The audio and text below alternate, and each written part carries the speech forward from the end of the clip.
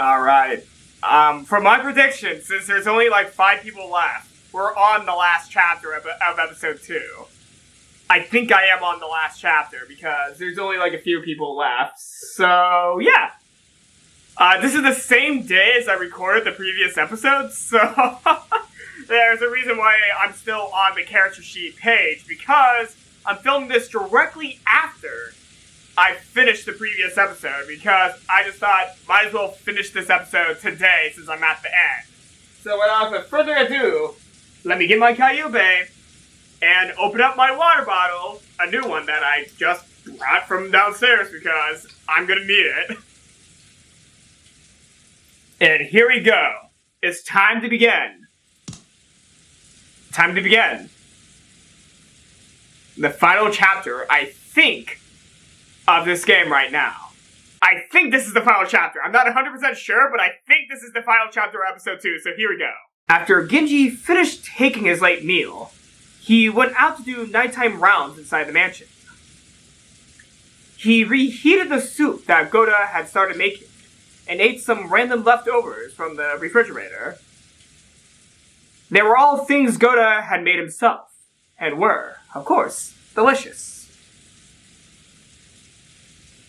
He had half-heartedly gone to ask Rosa and others what they would do for dinner, but he had been yelled at by a voice telling him that they had canned food so they were fine, and the door wasn't even open for him. So, ironically, it was the servant Genji who was able to eat the more delicious meal. But even though all of those crimes had been committed, and many people had already met a brutal end, why was it that Genji wasn't afraid to do the rounds all by himself? Judging by his appearance as he carried out his normal task without a trace of fear, as though everything was normal, you might think that all the horrible events that had happened today were just a dream or an illusion. Was he taking a philosophic view, or was it simply resignation? Genji must have considered it a virtue to systematically carry out his duty until the last moment, since the fate that awaited him was unavoidable. It would probably be eternally impossible to perceive the depths of his heart, unless he told of it himself. Because he had given the Master Key back to Rosa, the places he could go to were extremely limited.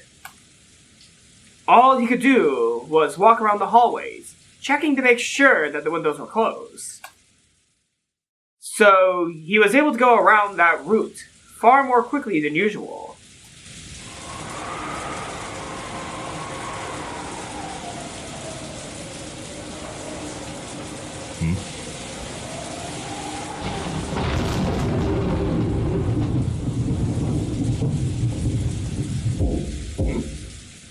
After the sound of a moderate knock, Auntie Rosa, who had been falling into a doze shortly before, jumped and woke up. Pointing the barrel of the gun at the door, she yelled, "誰なの?" I was napping on a sofa, and that that's Valor, not Rosa. I was napping on a sofa, and that voice also brought me back to reality. Rosa-sama, Genji でございます。何か用なの？扉は開けなくて結構よ。そのままで話して。はい。それではこのままで失礼させていただきます。南條先生と熊沢の遺体を見つけました。なんだって？ At death's door. そう。わかったわ。確認に行きましょう。死体を見ない限り、私は誰も信じない。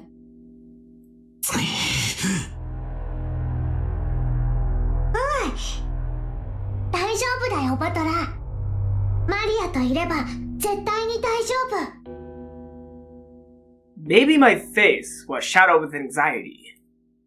Maria grasped my hand with her small hand and spoke softly, trying to give me courage. Since it was Auntie Rosa's job to ready the gun and stand guard, it fell to me to remove the barricade of sofas. When I finished, I took a backward glance at Auntie Rosa, who was pointing the barrel of the gun over my shoulder, and opened the door. ケンジさん、二人の死体はどこに？中庭です。ご案内いたします。バトラ君待って。念のため部屋の戸締まりを確認していくわ。ちょっと待ってね。Auntie Rosa called me to a halt to prevent me from going on ahead, and began to carefully check the locks on each of the windows.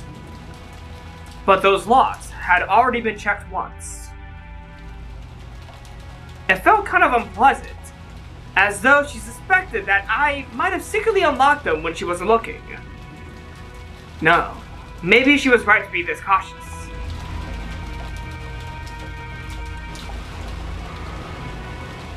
Even though it was called a courtyard, it wasn't really a pretty place you could take a walk at.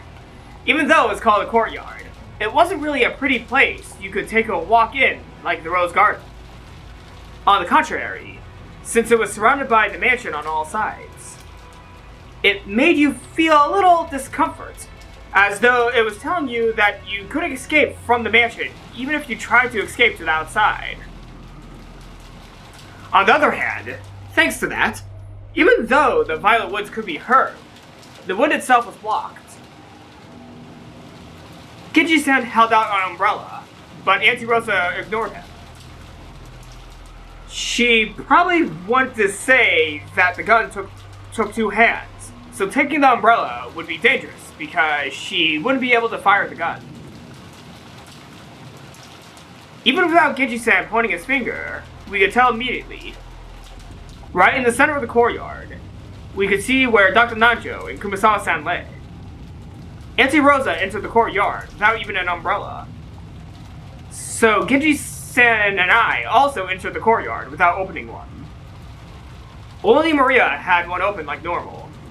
That's actually, okay, good for you, Maria. Good for you, Maria. That's actually really responsible.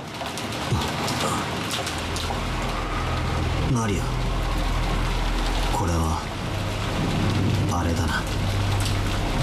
おお、第7の番と第8の番だね。What? What? 7 and 8 Twilight? Huh? Nanjo Teramaza, his corpse, which had gone missing, was later found in the courtyard. At that time, it was found with a weapon shaped like a stake, having been rammed into the knee. That finishes up the 7 Twilight. Huh. Kumasawa Chiyo, her corpse, which had gone missing, was later found in the courtyard. At that time, it was found with a weapon shaped like a stake, having been rammed into the ankle.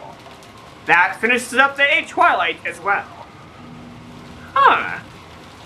Huh. That's weird. That is really weird. I didn't think the Twilights would be like this. なるほど。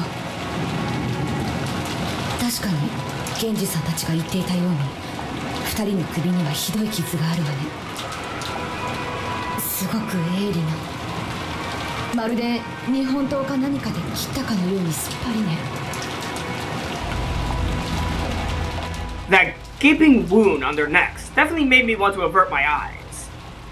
But after seeing the Halloween party in the chapel, even though I thought it was horrible, it was no longer enough to make me feel sick. Instead, our gazes were directed to their legs, and Dr. Nanjo's knee, and Kumasawa-san's ankle. Driven into each of them was something like a knife or a stake with a demonic decoration. They would surely be the same as the one that had pierced Jessica's back. これは何なの？ジェシカちゃんの時と同じね。何かオカルトの儀式のつもりなのかしら。わかりません。彼らの遺体を最後に見た時にはこのようなものはありませんでした。使用人室から運び出された後にやられたのでしょう。 The one that had been stuck into Dr. Nanjo's knee was still standing erect. But the one that had been thrust into Kumasawa-san's ankle might have been a little shallower. It had come out and fallen over. So, it was only when I saw that one had fallen over that for the first time, I realized that it wasn't a knife. Interesting. But something like a stake. Its full length was probably about 30 centimeters. It was probably made out of bronze, or iron, or something of the sort. Even without touching it, I could tell that it had some weight to it. It was composed of a grip and a cone-shaped part, and it was obviously made to be a piercing weapon. Maybe you could describe it like a miniature version of those lances Western knights used on horseback. The grooves that had been carved in a smile shape made it also look like a drill. However, the grip had an occult-like design of a demon or something. So, instead of a weapon used in war, it felt like something that would be used in a ritual to offer up a sacrifice. 間違いない。生贄のつもりなんだな。第7の番に膝をえぐりて殺せ。第8の番に足をえぐりて殺せ。待てよ。それじゃ第4、5、6の番が抜けちまう。Nope, you might want to go to Natsumi's room. まさか。That's right. Why is Genji-san alone? If something like this had happened, why wouldn't George Aniki, Goto-san, or Shana-chan be here? Why was Genji-san alone? どういうこと？ジョージ君たち3人はどこへ行ったの？夏日奥様のお部屋を探し物に行きたいと言われました。お出かけになりました。まだお戻りになりません。なんだって？その出かけたってのはいつ頃の話なんだよ。2、3時間前のことだと思います。そんな、なんでそんな大事なことをやっちゃなくて、なんで不審に思わなかったんだよ。常に一人使用人は待機していなくてはなりません。彼らが戻るまで待機しているのが私のお務めでしたもので。You're not helping anything, Genji. You're not helping anything regarding the suspicions on you. Was Genji-san really this much of a robot? This is bad. This is bad. It's really bad. The fact that Dr. Nanjo and Kumasawa-san had been killed in this way meant that 3 people had already been killed. We ran towards Aunt Nasumi's room with a touch of anxiety and just as much resignation. They're dead, dead, dead, dead, dead, dead, dead. Before we even saw the inside of Natsumi's room, Aunt Nasumi's room, we were imprisoned by a certain resignation.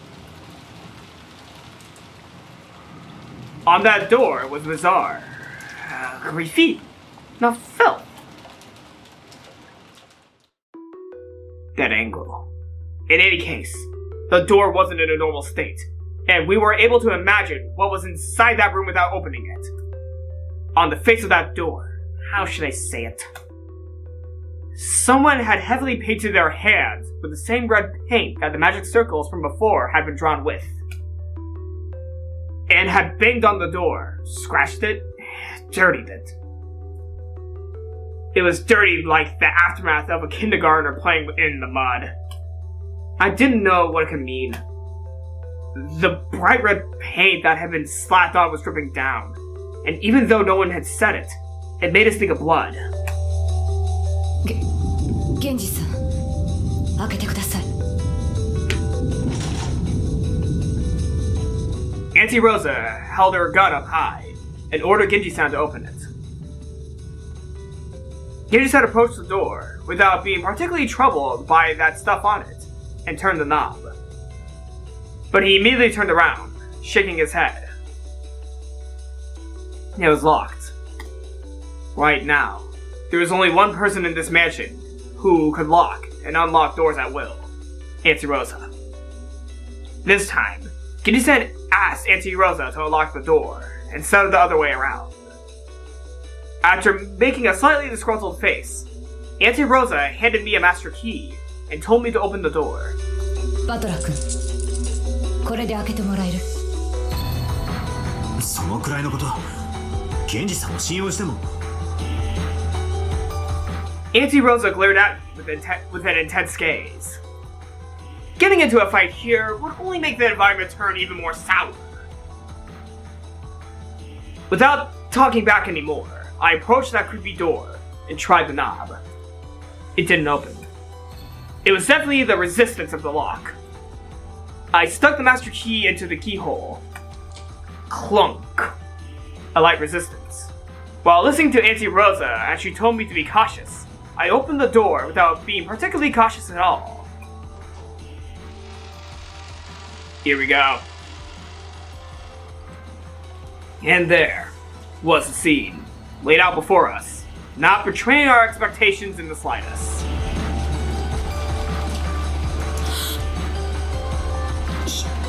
ひど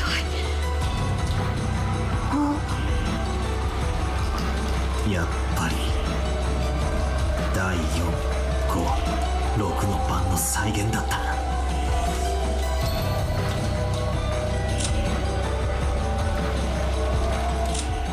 Ushiromiya George died in Natsui's room, with the stomach having been pierced by a weapon shaped like a stake. On the 6th Twilight, gouged the stomach and kill. It's hard to say, but they might have been the 2nd Twilight. What? But he was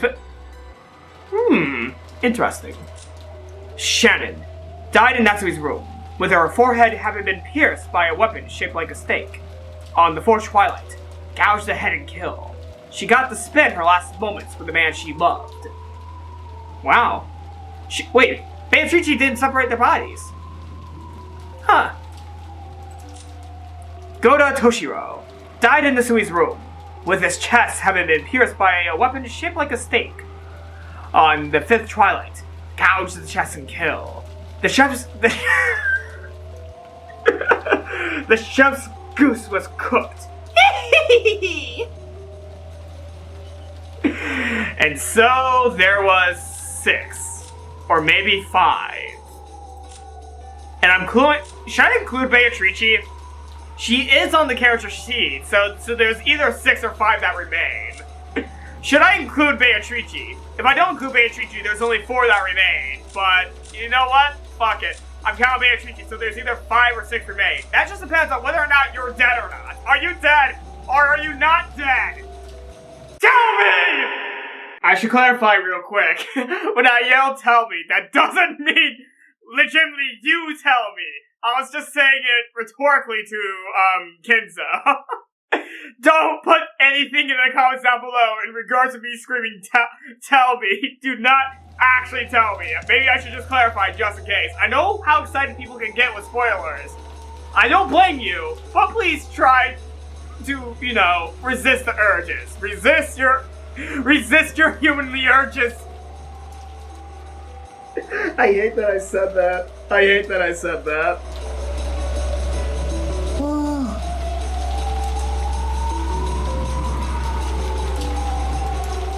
The inside of the room looked as though a robber had just broken in.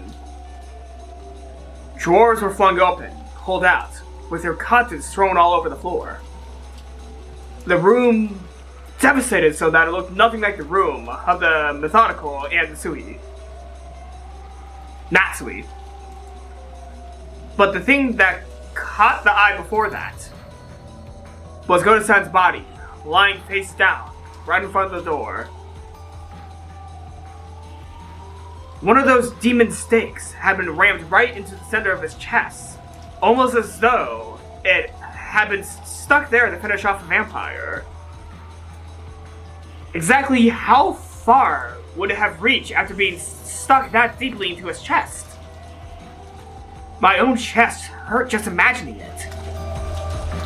腕をえぐれば大根パンだったが Maria grabbed my hand. Her expression looked just like normal. But maybe she really was afraid of the aura in this room where the three bodies lay.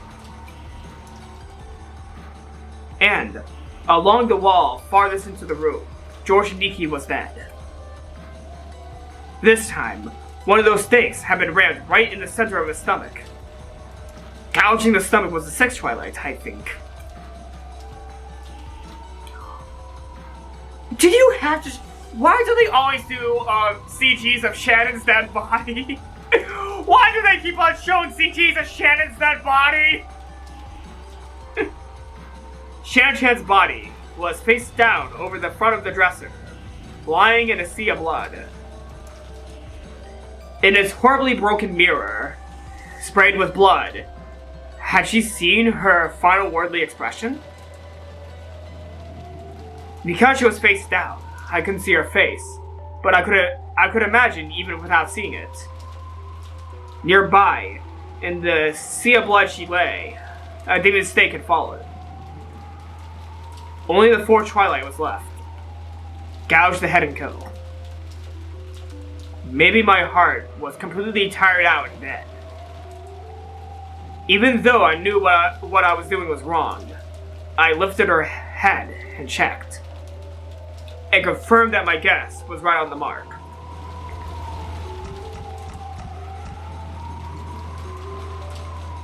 There was a gaping hole in Shanna-chan's forehead, and her insides were dripping out. Not only that, you could even see inside her. After seeing that, I finally noticed that what I was doing was wrong.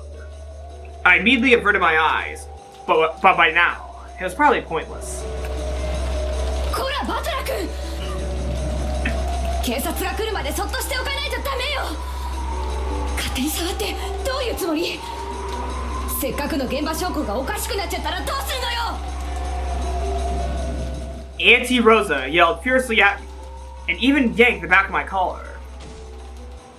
I tottered limply and fell on my butt, and gazed dimly up at the ceiling.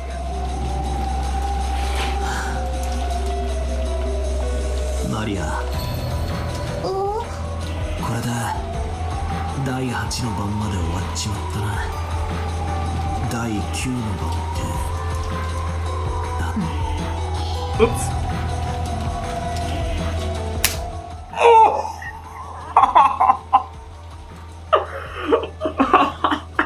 Ow! Oh, that definitely got picked up by the camera. Ouch! I did not mean to click, but every time I click, God.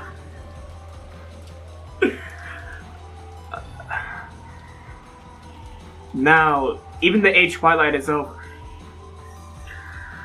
What was the 9th Twilight again? 第9の晩に魔女は蘇り、誰も生き残れはしない。そっか。これで黄金の魔女ベアトリーチェは復活するんだ。そしてなんだ、最後の第10の晩。第10の晩に旅は終わり、黄金の里に至るだろう。黄金鏡の扉はもうすぐ開かれるんだよ。もうすぐ。魔女はよみがえり、誰も生き残れはしないか。俺たちはこれから死ぬのか。それともこれで生贄の儀式は終了で俺たちの旅は終わり、黄金鏡へたどり着けるのか。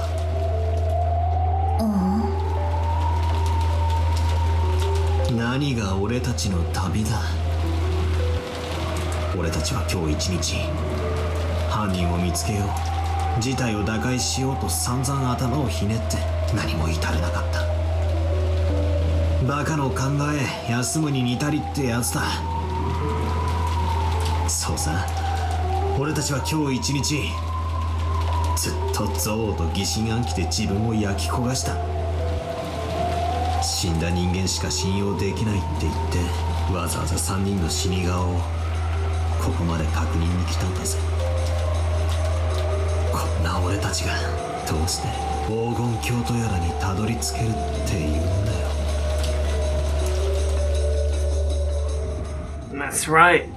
If nothing could be solved, it would have been much better if we had locked ourselves up the whole time without thinking at all. Grandfather was the wisest of us. He's been shut up in his room since yesterday, without any contact with anyone. That would have been fine. Grandfather was the most correct. 大丈夫だよバトラー。マリアといれば大丈夫。魔女はとても気まぐれで、時に面白半分に人間を殺すかもしれない恐ろしい存在だけれども、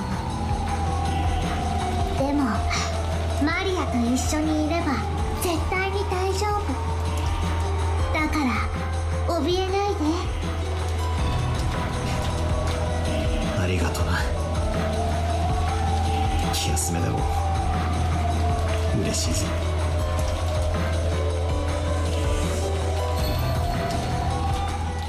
After Auntie Rosa finished investigating their deaths, she proclaimed that she would seal this room again, chase the rest of us out, stole back the master key she had lent me, and locked the door again. It seemed that George and Nikki had been holding the original key to Aunt Nasui's room. She had also collected that. Wait a second. She had all the master keys in her hand. And if the original key had been shut up inside that room, wasn't this another locked room? So, this is a fourth locked room.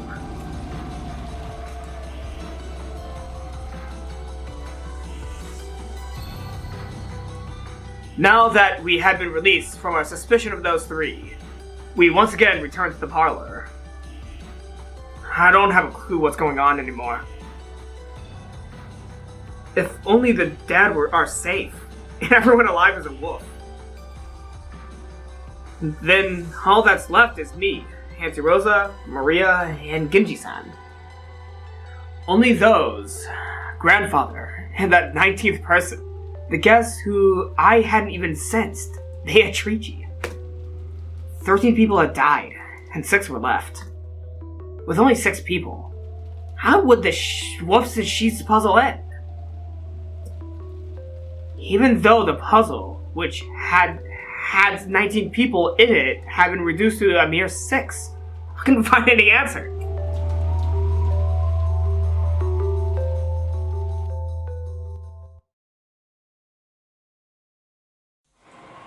We returned to the parlor. I felt a little anxious that, while we were gone, a creepy magic circle, or something that might have been drawn on the door to the parlor. But thankfully, there was none. ありがとう、源氏さん。ここまでで結構よ。あなたも今日は休んでください。かしこまりました。これで休ませていただきます。おい、ローザおばさん。この状況下で源氏さんをたった一人で過ごさせるっていうのかよ。そうね。とても危険なことだと思うわ。でもならなぜ彼は無事なの？彼は3人が夏日姉さんの部屋へ向かった後、ずっと一人でいた。なのに無事だった。狼と羊のパズルよ。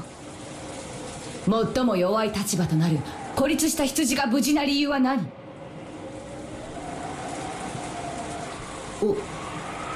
狼がたまたまいなかったんだろ。違うわ。それが羊じゃなかったからよ。源氏さんが狼だって言うのかよ。彼は一人で厨房にいたそうだけど、それは証明不能よ。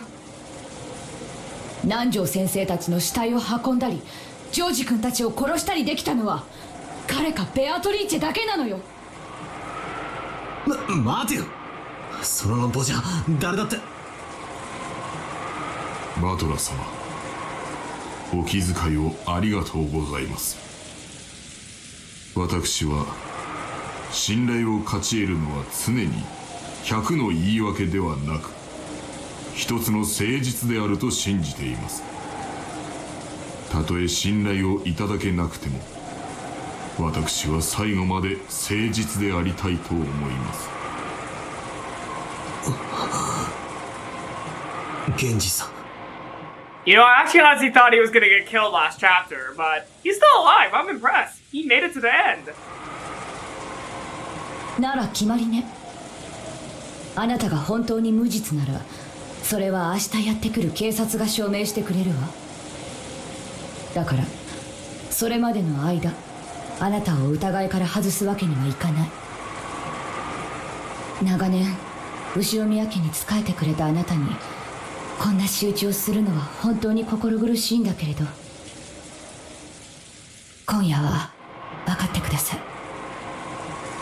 そして明日になったらもう一度仲直りさせてください。 Genji-san gave his head a small shake. 今日も明日も私は後宮家の使用人であり続けます。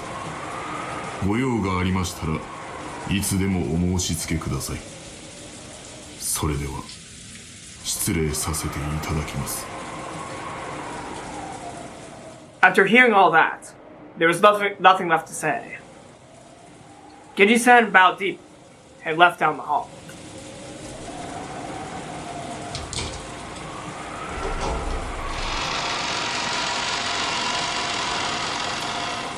And we entered the room.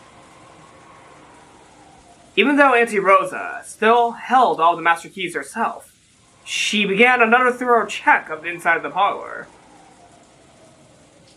She opened the curtains and checked again to make sure the windows were locked. As I watched, how should I say it? I felt like it didn't really matter anymore. If I said anything unnecessary, it would turn into another fight. For a while, I gazed at her from the corridor, figured I had waited just about long enough, and entered the parlor behind her. If she can't trust anyone but the dead, she should just go around killing everyone with the gun she's got in her hand. And then in the end, she'll realize that she herself was the wolf. And then she can blast through the head of the final wolf, and the curtain will close on this insane murder theater. As I thought that bitterly, I returned to the sofa where I had been encamped before, and rudely rested both my feet on the table. Or was about to, when I found something there and stopped my feet. It's a letter. なんだこれ。 Oh, I need to pee real quick. Okay, I'm taking a pee break real quick because he just found a letter and this is going to get awesome. Right there, almost as though it was addressed to me, was a Western envelope. It was that envelope from before, with the seal of the one-winged eagle. And it was unopened. Close my heart. Wait. What is this? When? Who? Put it in a place like this? I have been sitting here the whole time, until I went with everyone to check the corpses. And there hadn't been anything. And when I returned, it was here. 大丈夫。戸締まりに問題はないわ。この部屋は安全よ。I heard Rosa muttering that. Wait.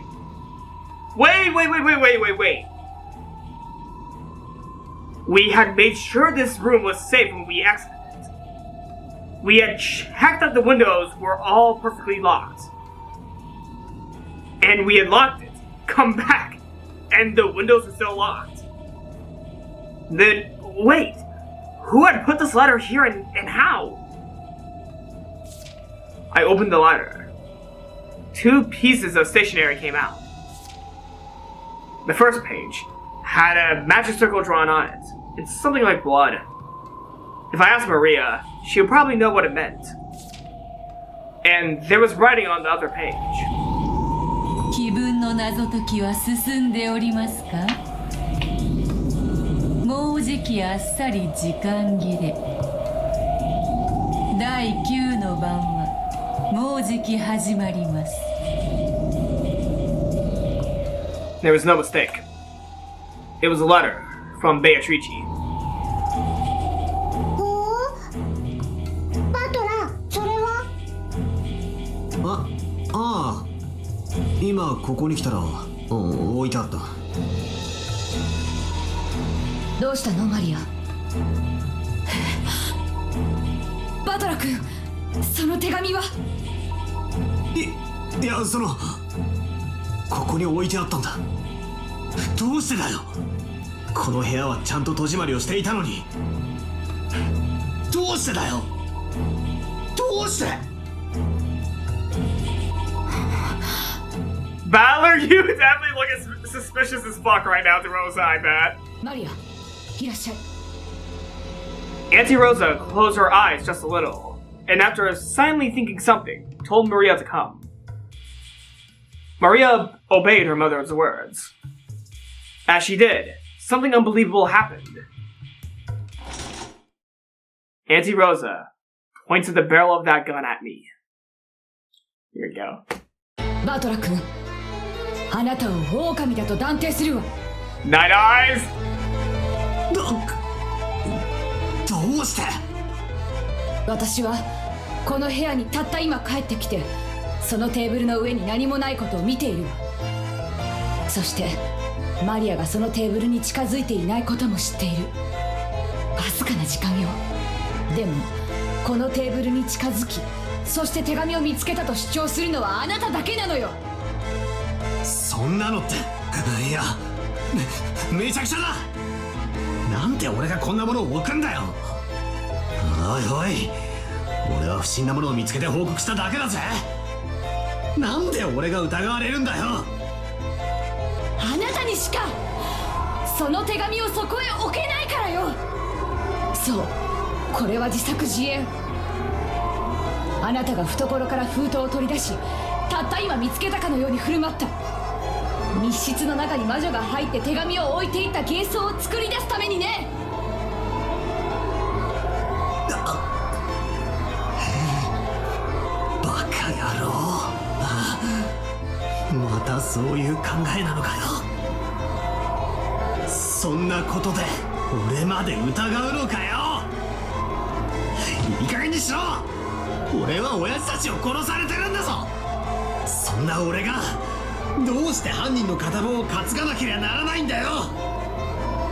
そうね。たとえ莫大なお金がもらえるとしたとしても、そんなことで肉親の命を切り売りできるような悪魔がいるなんて信じたくないわ。でもね、いるかもしれない。言い方が悪いわね。例えばバトラ君にとってルドルフ兄さんたちが親でなかったとしたら。何を言い出すかと思えば、親父は親父だろうが。確かにキリエさんと血縁はねえが、俺の姉貴も同然のお人だ。I have doubts about that, but I went over that theory several times in previous videos. I'm not doing it again. そこだけは聞き捨てならねえぞ、この野郎。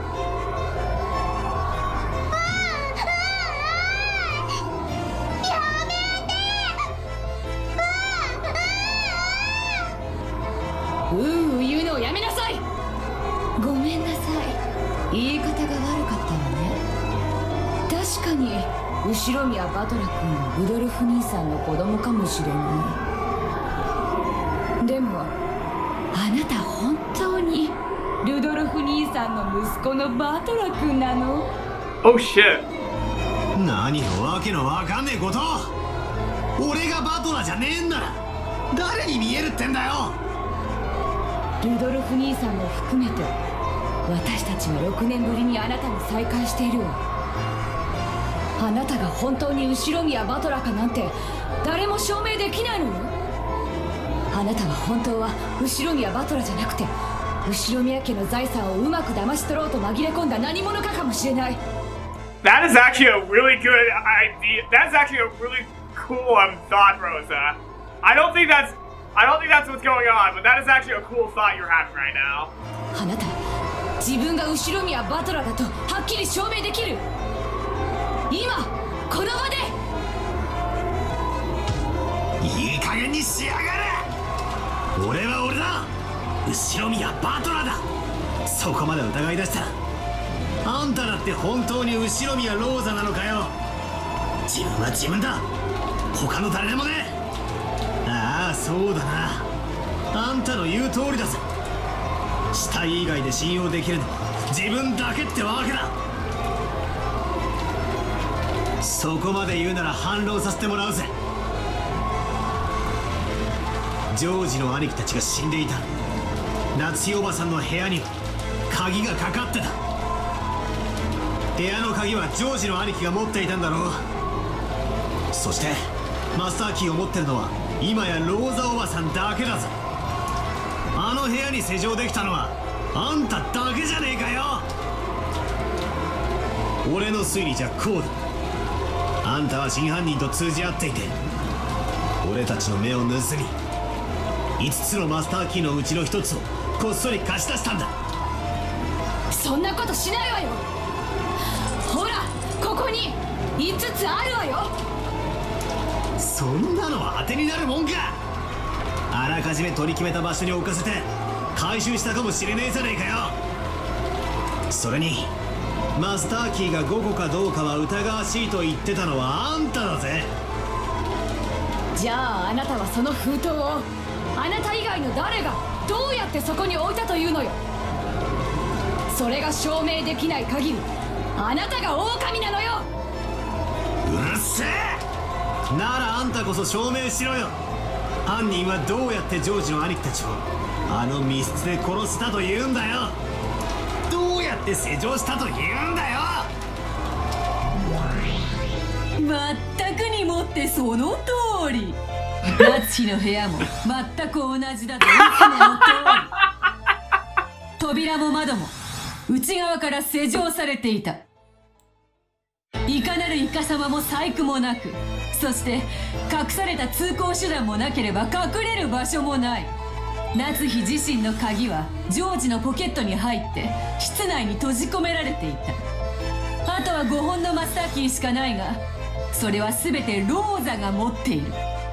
ついでに言おう、その客間も同じよ。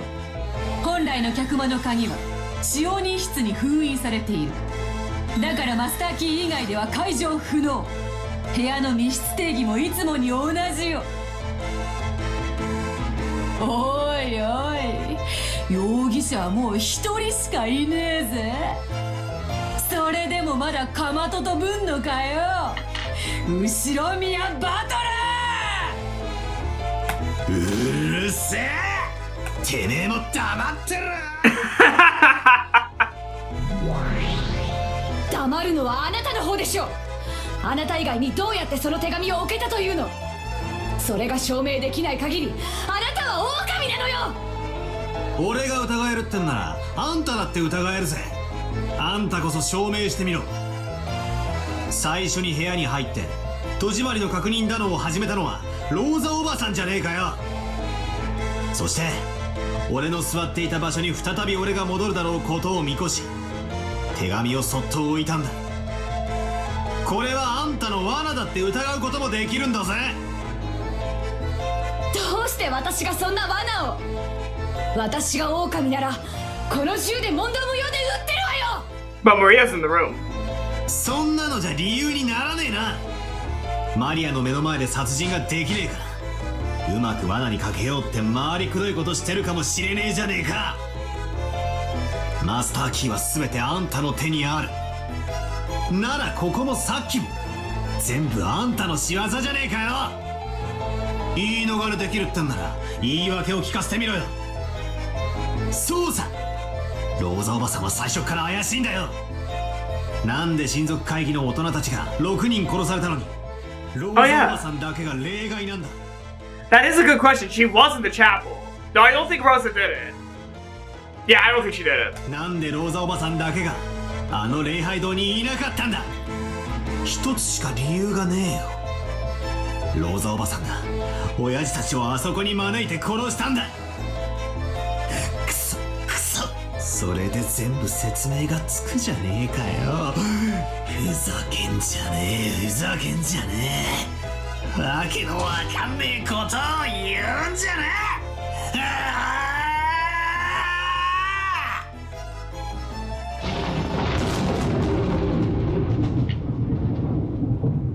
Damn.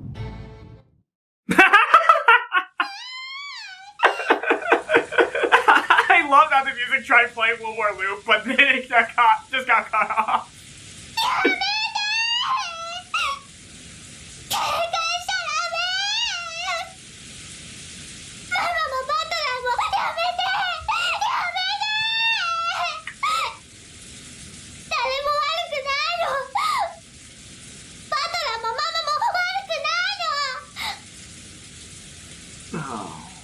This is actually kind of sad. Okay, this is getting sad now. Because Rosa and Parlor, I think, are Maria's favorite people of the 18 in the mansion, other than Beatrice. Her favorite, Beatrice. Then it's either Parlor or Rosa. That's what I'm concluding with right now, how she's acting. I think, yeah. Is this? Yeah. I think Maria's favorite two people are Parlor and Rosa, other than Beatrice. That's why she's really heartbroken when she's seeing the two of them fight against each other.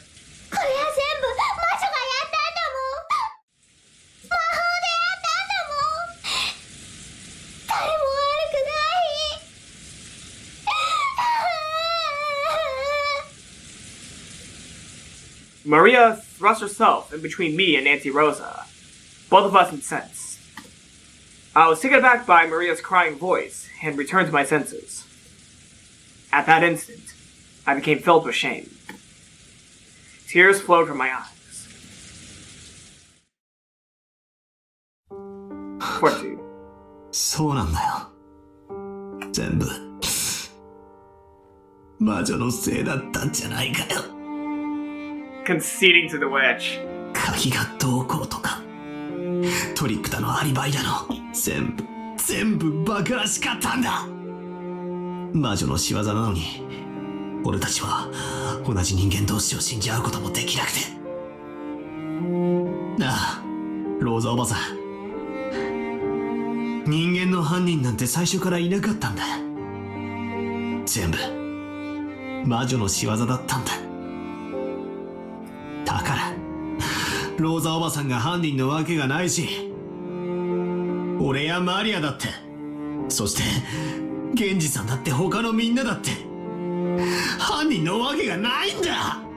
I'd like to point this out. It seems that everyone disagrees that... It seems like everyone is agreeing that Kinzo did none of this. I just like that. Like, none of them is suspecting Kinzo. It's just like a well-known fact. Kinzo didn't do it. It just feels like that because none of them are saying anything about Kinzo. Oh god, I think that's like the funniest part about all this right now. None of them is just saying, it could have been Kinzo. None of them are doing that because they're just automatically like, yeah, Kinzo's innocent. It's really funny that they're all just standing there like, yeah, it's either Genji, Parlor, or Rosa. They just automatically made Kinzo innocent. 俺はどうして大好きだったローザおばさんとこんなことの隣り合いをしてるんだよ。優しくって大好きだったおばさんとどうしてこんな罵り合いをしてるんだよ。なんでみんなで疑い合わなくちゃならねえんだよ。おばさんを疑ってなんかいないんだ。誰も疑ってなんかないんだ。全部魔女の仕業だったんだ。ベアトリーチェの仕業だったんだ。 And Beatrice's power has increased by 10%. I mean, no, 100%, or something like that. Because Battler believes now. 全部ベアトリーチェが魔法で行った事件だったんだ。 But Rosa doesn't believe so. She's kind of in Battler's place in the first episode now. When I think about it. Battler believes, but Rosa still doesn't, I think. This is interesting. Maybe. Though Rosa did say she believed in the witch in the chapel. So, everyone believes in the witch now. The witch won. And you lost, Nanjo. ベアトリーチェ頼むからここに現れてくれよ。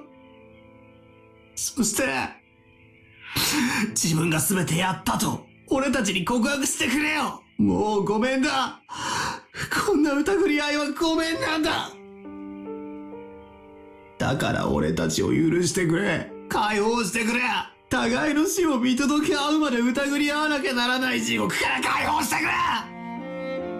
俺に優しい親戚たちを、いとこたちを返してくれよ。もう嫌だ、全部嫌だ。お前は確かに実在する。お前の勝ちだ。姿を見せてくれよ。ベアトリーチェ You really sound like your grandpa right now, Battler. You really sound like your grandpa.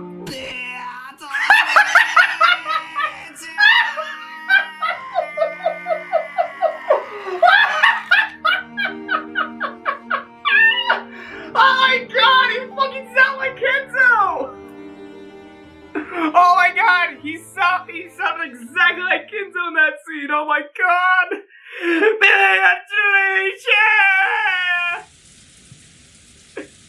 Oh, and speak of the devil.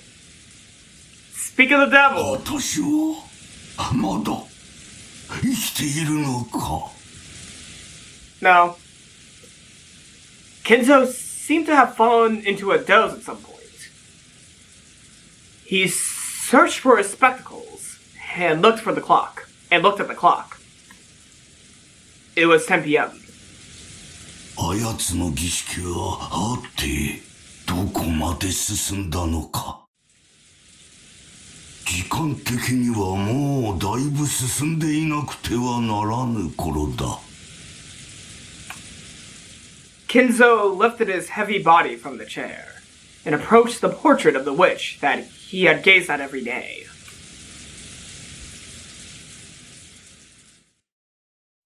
Beatrice. Thunberg Lily. もうじきお前の微笑みに再会できる。死んでもいい。お前の微笑みがもう一度見られるならこの命は惜しくない。だから交渉だ。お前にもう一度会わせてくれ。そして愛を誓わせておくれ。私の罪を謝らせておくれ。だが逃がさん。お前は私のものだ。髪の毛の一本からつま先まで爪の赤すらも私のものなのだ。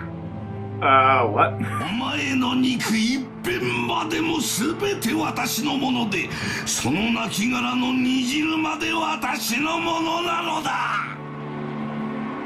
Is he slowly confessing something that he did to the previous Beatrice, the mistress? Oh! Yes!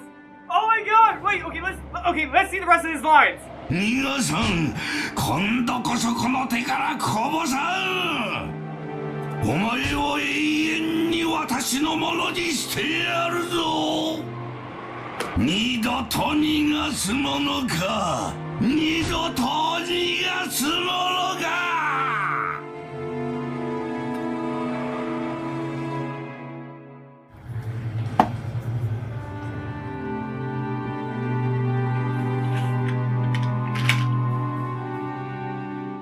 I have a theory regarding Kinzo and the original Beatrice, the mistress. Original Beatrice? Well, that doesn't make sense. What? I mean, the mistress Beatrice. The witch Beatrice? Was she a witch or a mistress? Either way.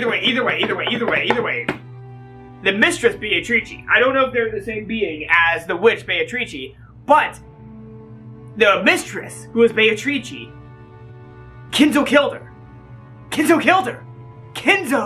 killed the original Beatrice, his mistress. He killed her. He killed his mistress. And due to all of his love for her, he's been trying to revive her because he was the one who killed her.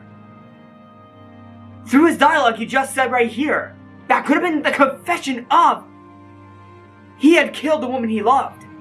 But he's now trying to bring her back so that he can apologize and see her smile one last time.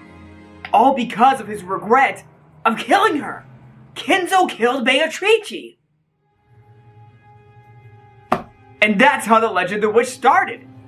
He is trying to make Beatrice into something more than a regular human so that she can come to him one more time because he wanted to see her even though he killed her to apologize. Things are coming together now. Kinzo killed his mistress, Beatrice. He killed her. Leading to him to begin running away from the reality that is, he killed the woman he loved.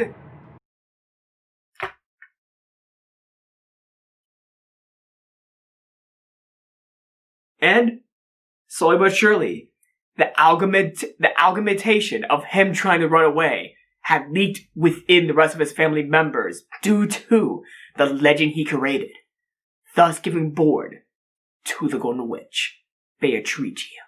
Kinzo howled in rage, then suddenly fell to his knees as he shook and scraped at the wall. In an instant, he had started sobbing. 違う。私が言いたいのはこんなことじゃないんだ。ベアトリーチェ。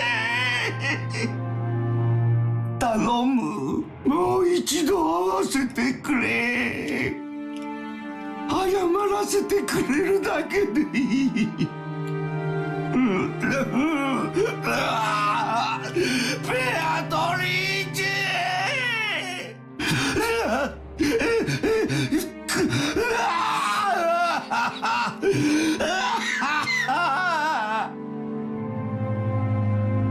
お前が愛しい恋しい私が間違っていたお前が微笑んでさえくれれば他には何もいらなかったんだ私が間違えた私がそれを間違えて取り返しのつかないことをしてしまった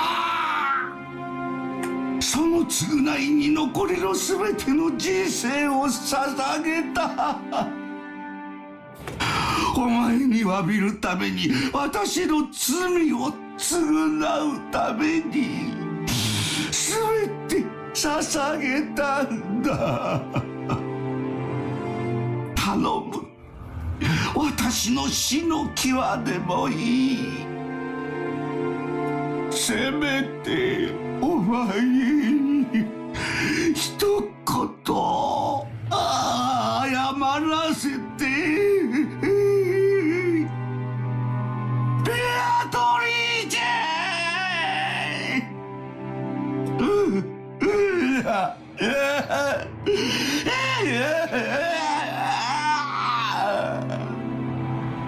Grandfather like grandson.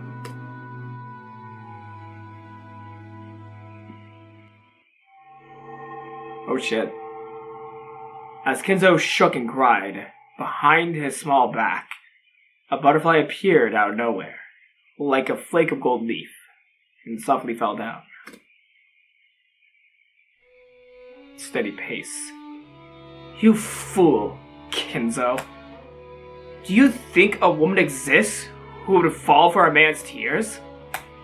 Well, even if it wouldn't make a human woman fall for you, it might for a woman who is not human. Kinzo, do you remember the board position of our chess game, which we never finished? Kinzo, as though he had suddenly remembered something, approached the chess set. The game he had been playing with Nanjo until yesterday remained there still. He wiped the pieces from the chessboard with a side-sweeping motion, and began to line them up again, one by one. It was the setup for a game in progress. ああ、そうだ。こうだ。私はクイーンを勧めた。とても良い妙手だった。お前には少々きつすぎるかもしれん一手だった。お前は駒を見捨てるか見捨てないかに悩み、ずっと悩み。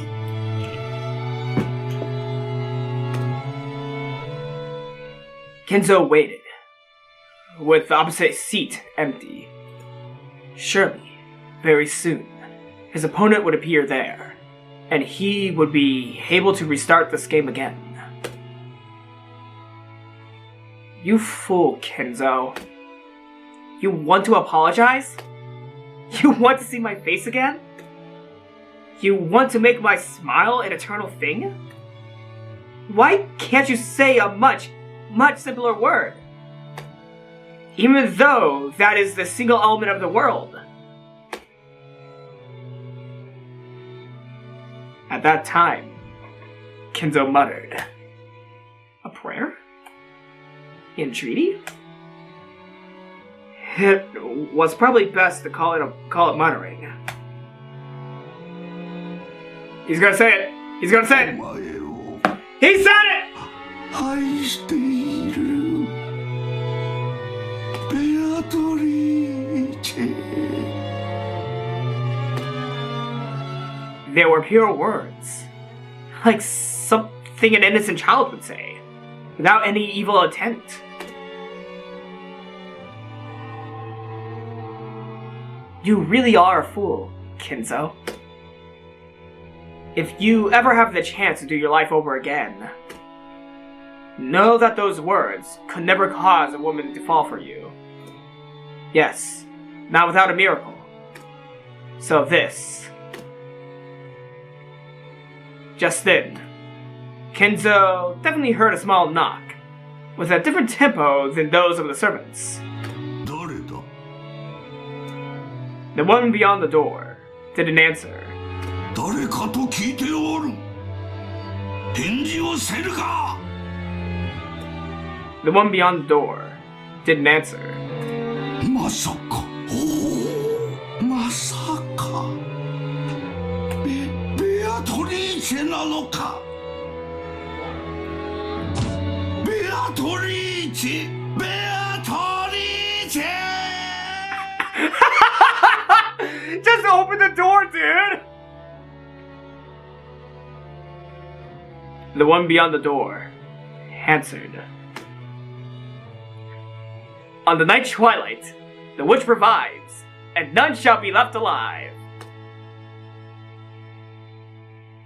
Umineko no naku koi ni.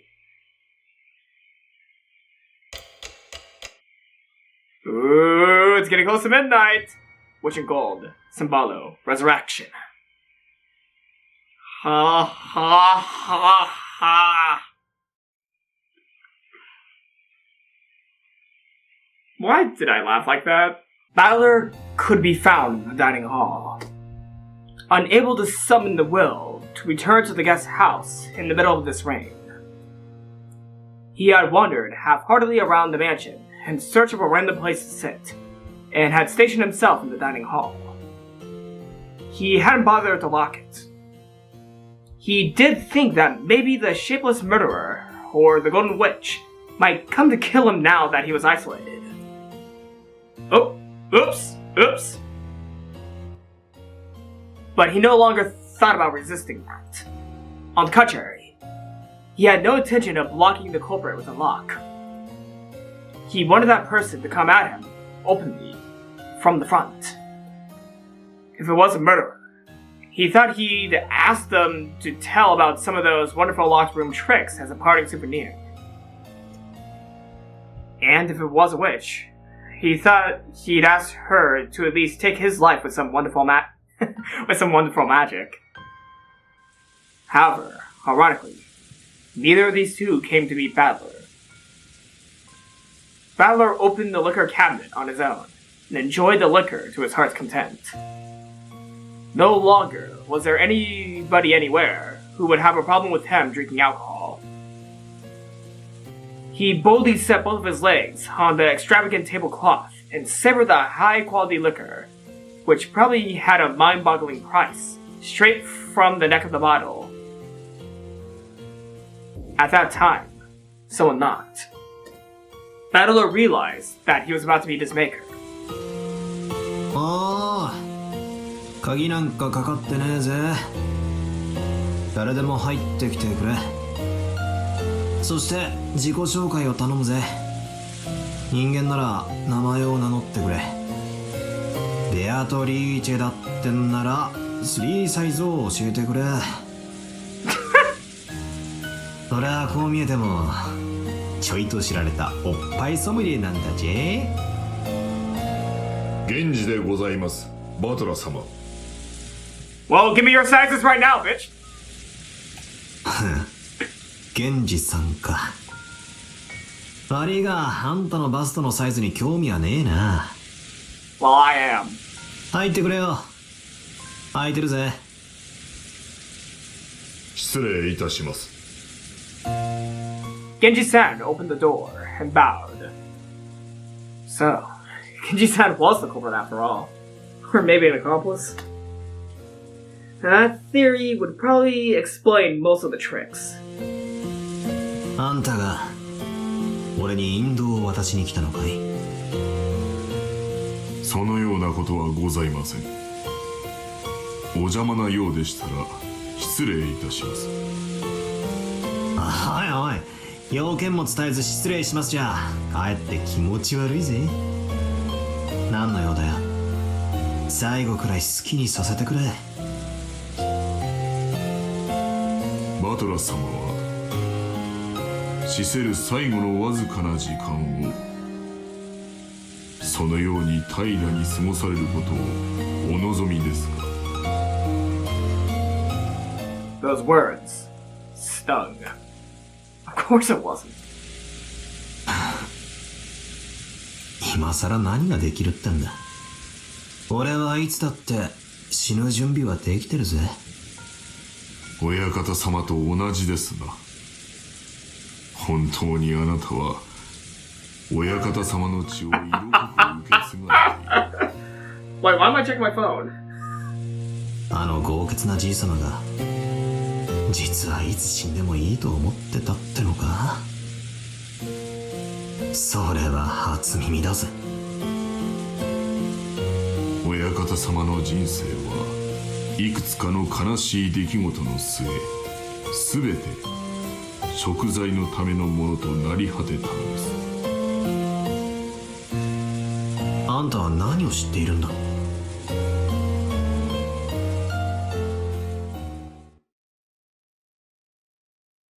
ベアトリーチェ様の儀式も第8の晩までをすべて終えました。もうすべてをお話ししてもよいかと思います。Butterfly. なんだって？ My drunkenness was completely blown away. I lowered my feet from the table and listened carefully to hear what kind of words Genji-san would say next. バトラス様、親方様の書斎へご案内申し上げます。親方様たちに直接お話を聞かれるのがよろしいでしょう。じい様たち。おい、それは一体どういう？さあ、こちらへ。ご案内申し上げます。 It was a joke the whole time. Everyone's been in the study. That would be the worst plot twist. It was a prank battler. バトラ様。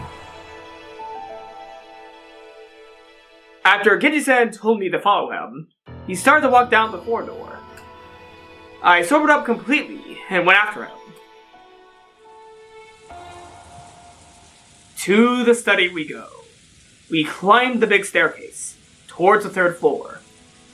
Genji-san stopped walking halfway. He then turned back and spoke. バトラ様。これよりバトラ様は理解できぬものを見るでしょう。脅すなよ。理解できねえもんなら今日嫌になるほど見てるぜ。見えるものを見えるがままに、聞こえるものを聞こえるがままに受け入れてください。なぜも何も何も必要ありません。バトラ様はただ真実を知ることになるでしょう。それをお認めになるかお信じになるか、あるいは否定されるかも、すべてバトラ様にお任せいたします。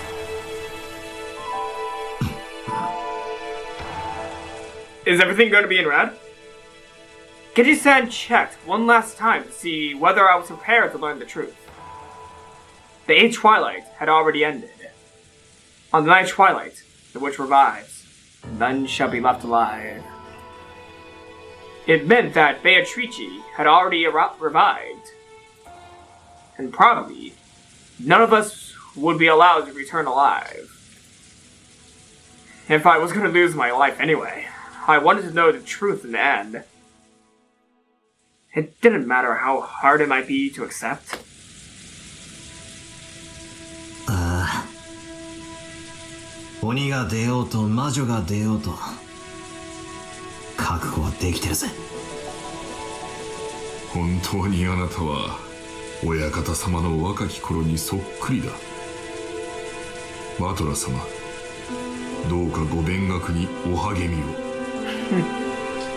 あなたは将来必ずや大きな志を持たれるでしょう。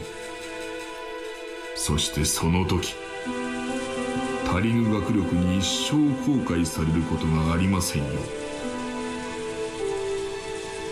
勉学に勤しめる機会がもらえるならぜひな。Genji-san's silence forced me to consider that resonation of mine more deeply.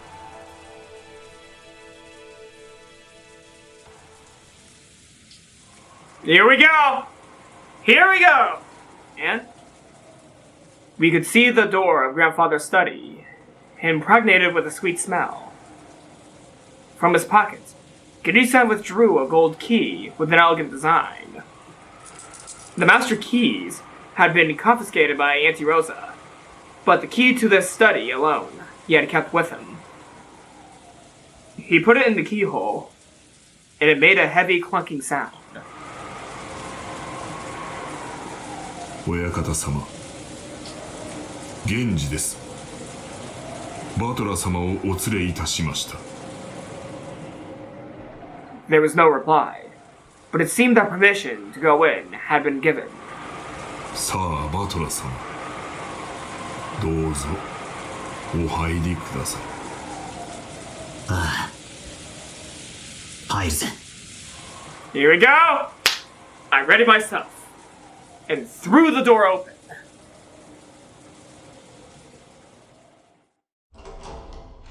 I fucking swear, if it's just Kinzo's dead body lying in the room. Nope, it's butterflies. More butterflies.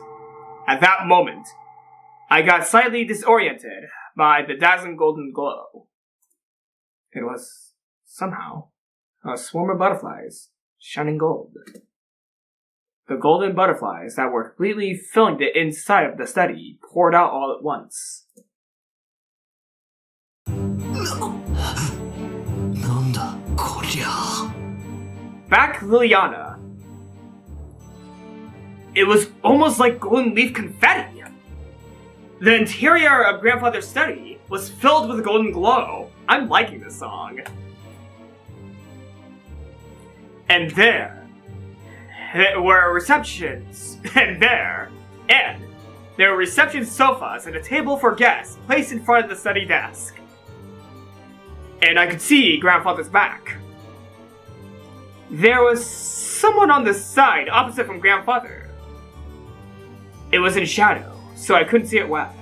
親方様、バトラ様をお連れしました。バトラか。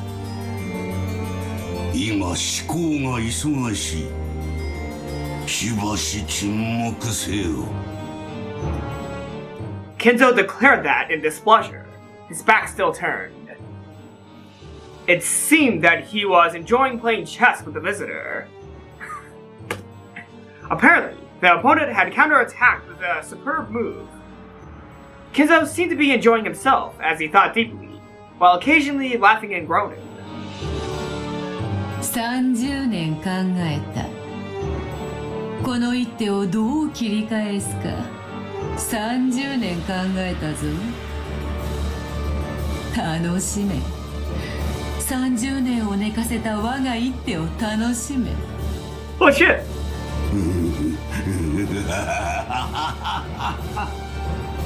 まことにこの一手は味わい深き熟成された一手よ。楽しい楽しい。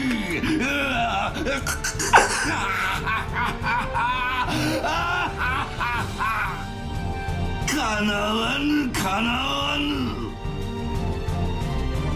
これは何だってんだ。来たかバトラ。しばらく待て。金蔵のために沈黙を。まだリザインは早いぞ金蔵。わらわならもう数手は切り返せる。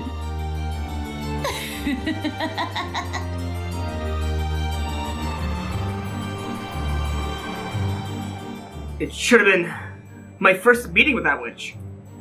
However, I knew this witch. Even though it was our first meeting, I knew her from the portrait. Genji, バトラのために飲み物を振る舞え。この男によりふさわしきやつは何か？若き日より親方様が愛されている。いつものあれ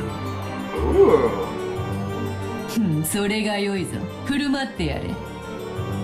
よくぞ来たな、Ushiromiyaバトラ。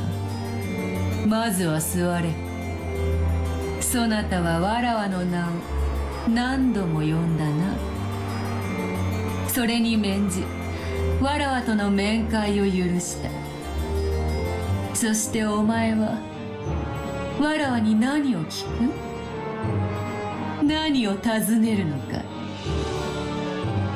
黄金鏡の扉はもうじき開かれる。魔女たちを迎え入れてのわらわの復活を祝う宴はもうじきだぞ。それまでの間、お前の問いにいくらでも答えてやろう。聞きてえことは山ほどある。この島で何が起こった？そしてどうしてこんな事件が起こった？密室についても聞きたい。礼拝堂は？ジェシカの部屋は？シオニッサ、夏代おばさんの部屋は？そして客間は？聞きたいことはまだまだある。魔女の正体は？本当にベアトリーチは魔女なのか？何が目的だ？俺たちに何をさせたい？俺をなぜここへ呼んだんだ？答えろ、全てだ。やかましい。問えば答えは変えるのか？そういうな金蔵。もろく儚い雲の巣もヘロデの王から守ってくれることもある。この世に無駄なものなどないように無駄な質問もまたない。よいよい、すべての質問に答えようぞ。ただし条件が一つだけある。なんだ。すべてを聞き、わらわの存在に納得できたなら、ひざまずき、わらわの靴にキスをせよ。お前を屈服させたくて、わらわはここへ呼びつけたのだから。わらわと金蔵は賭けをした。金蔵が次の手をひらめくのと、わらわがそなたを屈服させるのと、どちらが早いかだ。負ける気はせぬぞ。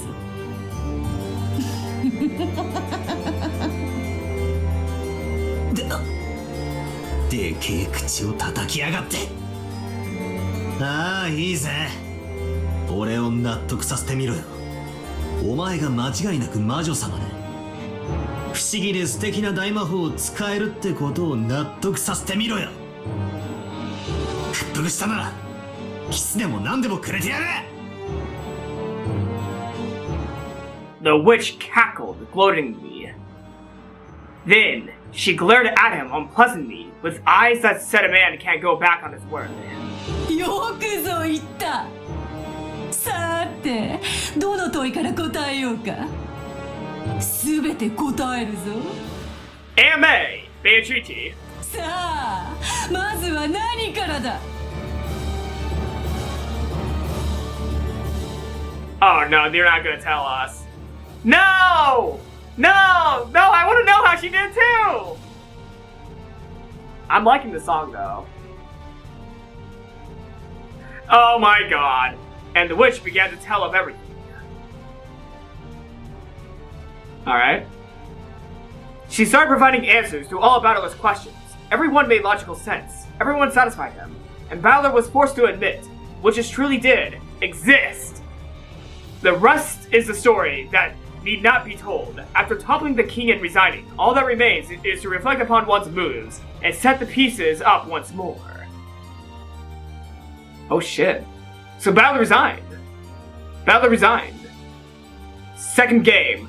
Turn of the Golden Witch. Result. Let's see what happens. What happened? What's the result of this game? Klaus died on first Twilight. Natsuki died on first Twilight. Ava died on first Twilight. Hideyoshi died on first Twilight. Rudolph died on first Twilight. Kyrie died on first Twilight. All of them Ushiromiyas. Jessica Ushiromiyya, canon, died at second Twilight. Jessica, Asmodeus, she was stabbed with a stake. Canon, he got stabbed by Satan. Servant Shannon died on 4 Twilights. Stake of Mammon. Goda, Stake of Beetles of Love. George, Stake of Lucifer. Nanjo, Stake of Belphegor. Kumasawa, Stake of Leviathan. All died on the Twilights according to the, yeah. The Witch Beatrice, revived on the 9th Twilight. She will finally open the doors of the Golden Land. The credits are going too fast, I'm not reading the whole thing. Kinzo accepted the wish, prostrated himself, and was invited to the Golden Land. Rosa denied the existence of the risk and was not invited. Maria invited. Genji invited. Ushimiya Battler, missing on the 10th Twilight. Will he accept the witch and be invited to the Golden Land? The witch shall praise the wise and grab 4 treasures in the Golden Land. There, they chose to revive the souls of the dead and the love they possess, because what they desired could not be gained from mountain gold, no matter how high. For Kinzo, his most loved one. For Maria, the lost lover of her mother. For Genji, a peaceful sleep. Rest in peace, Beatrice. May your slumber never be disturbed again. The winner is Golden Witch, Beatrice. Since of the 18, none saw the riddle in time. All 18 died. Umineko no Nakakura ni, now we're left alive. Umineko no Nakakura ni! Rondo, the Witch and Reasoning.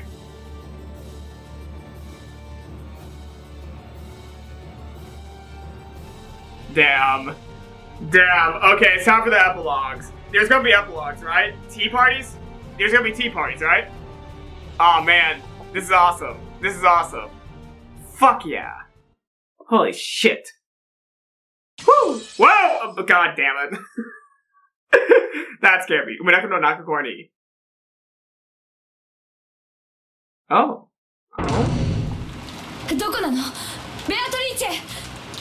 Suspicious scent. Banquet of the Witch. Aw. I need to reset my camera. and suspicious set just began playing. Damn it! 姿を見せなさい。ベアトリーチェ。 Rosa finally arrived at the chapel. She pointed her gun around her, screaming the witch's name, but there was no way there would be an answer. After grimacing slightly, she noisily approached the table where her siblings' corpses were still exposed, and stretched out her arm towards the gold ingots. They were very heavy, but Rosa paid that no regard. She wrapped one of them up in a blanket and slung it over her shoulder. She's taking the gold. せめてこの一つだけでも、これだけでも1000万以上の価値があるはず。 She's taking the gold. Rosa did not part with her gun either, carrying the gold in addition to it. Her shoulders were screaming, but Rosa didn't care. もうすぐだね。もうすぐ黄金鏡の扉が開く。その気持ち悪い声で笑うのをやめなさい。ベアトリーチェはどこにいるの？ええ、分かってるわ。どこかにいるんでしょ？あなたは知ってるんでしょ？どこ？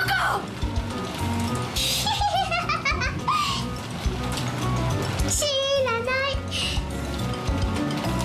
探さなくても黄金鏡で会えるよ。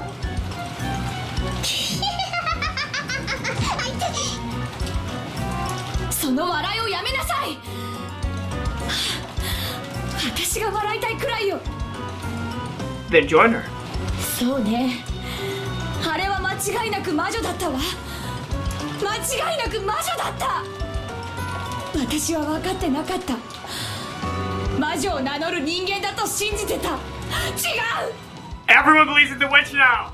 Beatrice's at her most powerful now, then. あれは本当に魔女だった。私はあんなのにごまかされないわよ。いるでしょ。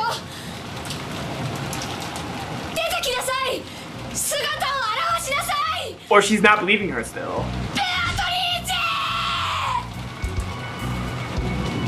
ェ。だからもうすぐ現れるよ。黄金鏡の扉が開かれるよ。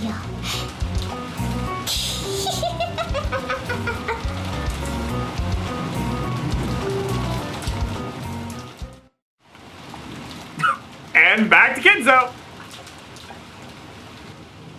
Yep, we're back to Kinzo. そうだ。 Scorpion guts.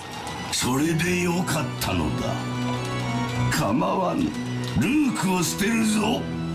持てるものすべてを失う覚悟がなければ至ることもできぬキングがお前という女なのだ。追い詰めるぞ、ベアトリーチェ。Kinzo has lost it, man. せめてクイーンと言え。ほう、なかなかに妙手。諦めの悪さがそなたの。いや、後ろ宮の地下。心地よし。実に優雅な夜だ。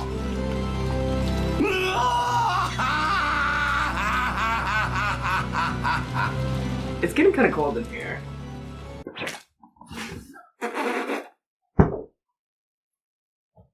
Nothing was seen there. Nothing was seen there. Nothing was seen there.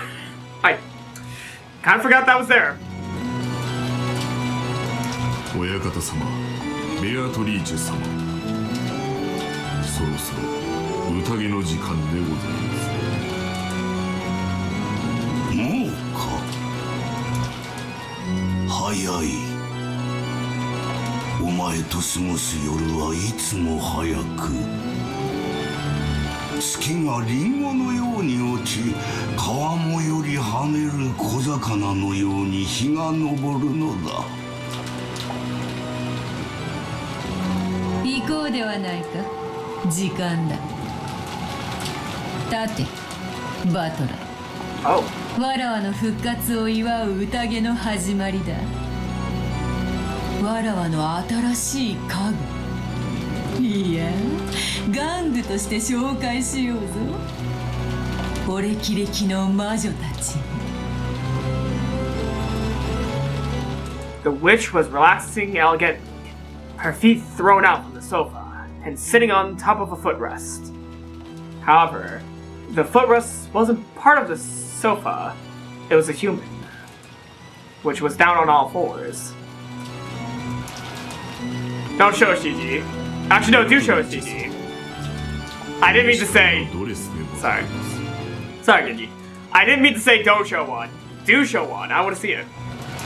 主賓はお前だが、ホストは私だ。私は先に出ていよう。着付けの手伝いにシャノンでもおればよかったが、あいにく残れなかったようだな。使いたい時にいつもおらん。つくづく使えんやつよ。しかしお前はよく残ってくれた。嬉しいぞ、我が友よ。You know, I bet Kinzo's kind of happy that Genji made it. ありがたいお言葉です。よい、二人とも先に下で待て。源氏、ご苦労。そのドレスはそこへ置いていけ。かしこまりました。それでは親方様。我らは先に行こう。ベアトリーチェ、後ほどな。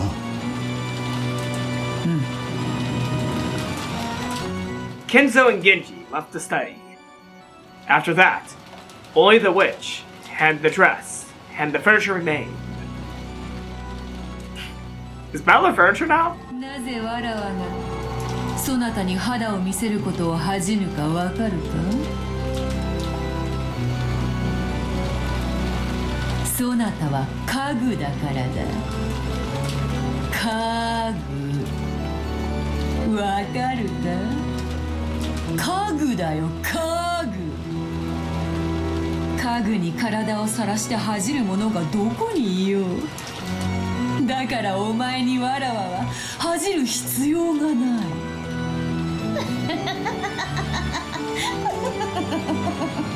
You said that you're naked, but you're wearing clothes right now. The witch stood up and removed her. Oh, she is now changing. Never mind. Ignore what I just said.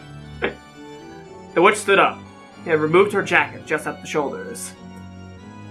The jacket slumped down at the back. When the furniture respectably approached to pick up her clothing, the witch gave it a small kick and it fell over. The furniture was afraid of what misconduct it had shown. そなたは家具の分際でわらわに自らボタンを外させるつもりなのか。立て、そしてこのボタンを外せ。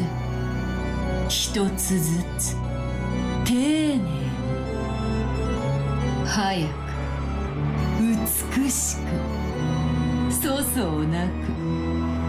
客人たちを待たせてしまうぞ。早くわらわを着替えさせろ。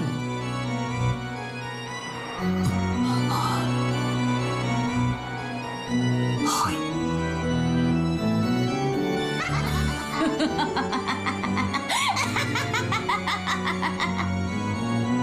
丁寧に外すのだぞ。そなたの目玉一つよりも高価なボタンであるぞ。間違ってちぎるようなことがあったなら、代わりにそなたの目玉を縫い付けてやる。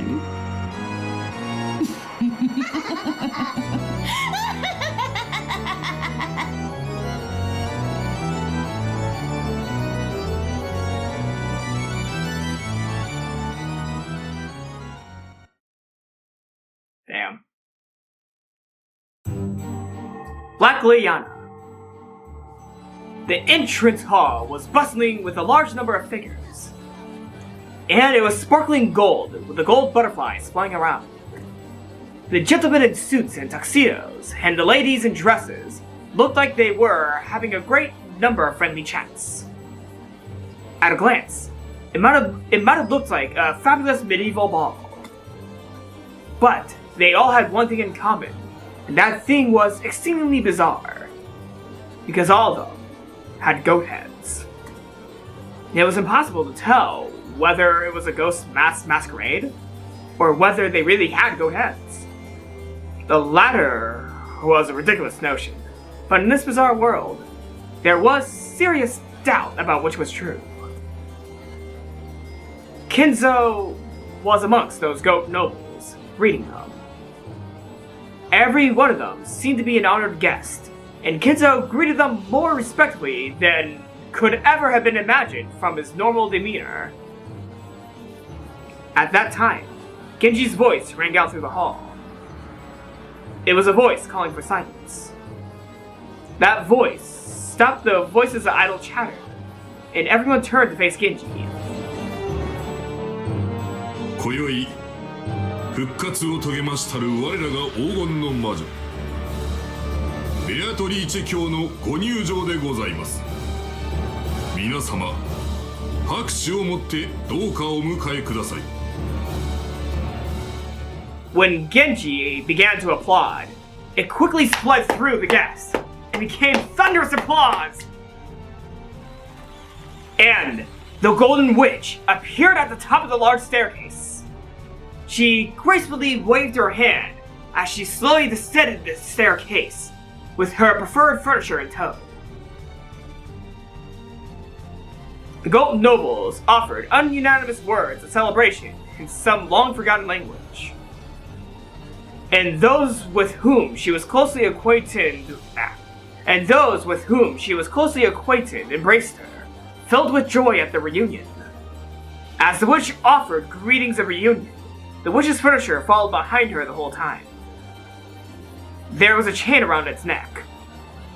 This was gripped in the witch's hand, like it was a trained dog. The chain wasn't there to restrain it.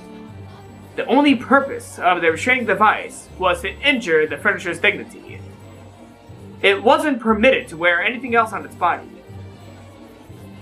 One of the young woman goats mixed in with the goat nobles,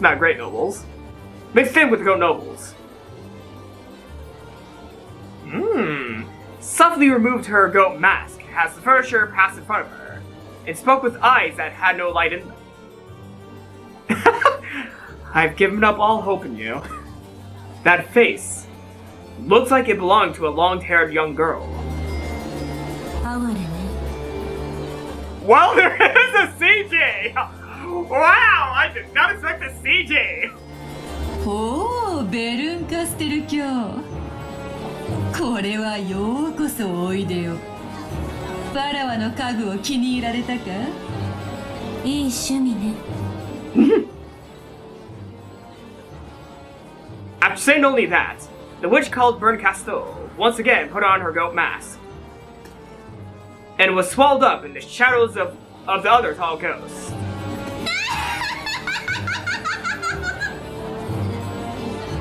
I know that laugh. I know that laugh. 負け惜しみよ。悔しがってるのよ。違いないな。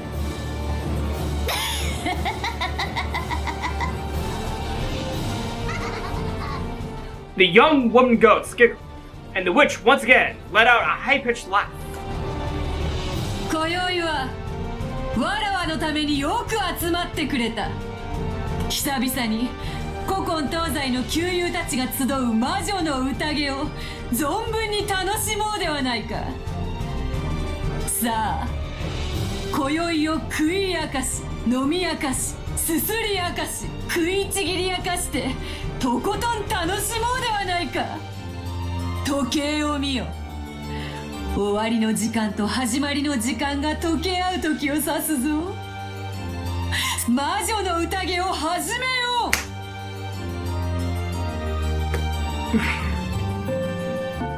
When the witch proclaimed the beginning of the banquet, the large clock pointed to 24 o'clock, and the sound of a bell began to ring out loudly. さあ、今こそ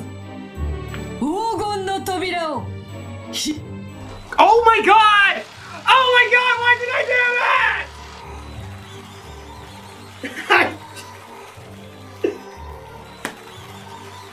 Oh my god! This is awesome though, I like this.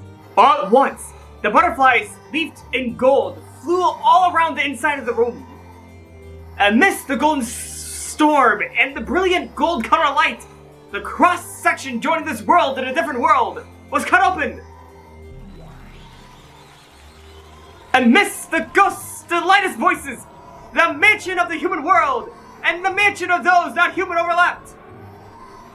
And in the form of gold butterflies, all those folk who praised the resurrection of the Golden Witch poured out of the depths of hell. It was a golden tornado, a rondo of golden demons. Come, tonight we will put aside rank, throw open the wine cellar, and drop the snake's head into the liquor pot. Throw cows and chickens into the furnace alive. Drink and eat and sing and dance, sneer and kill and desecrate and degrade.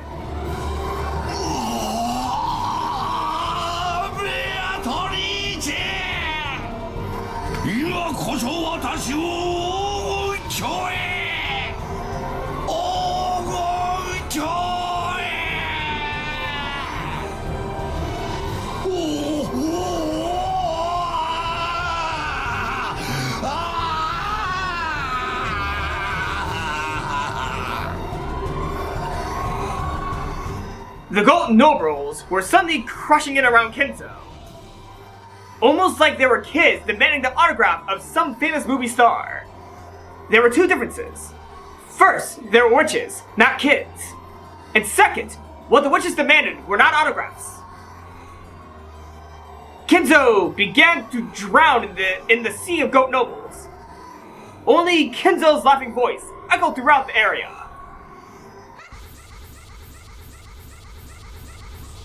Did he get eaten?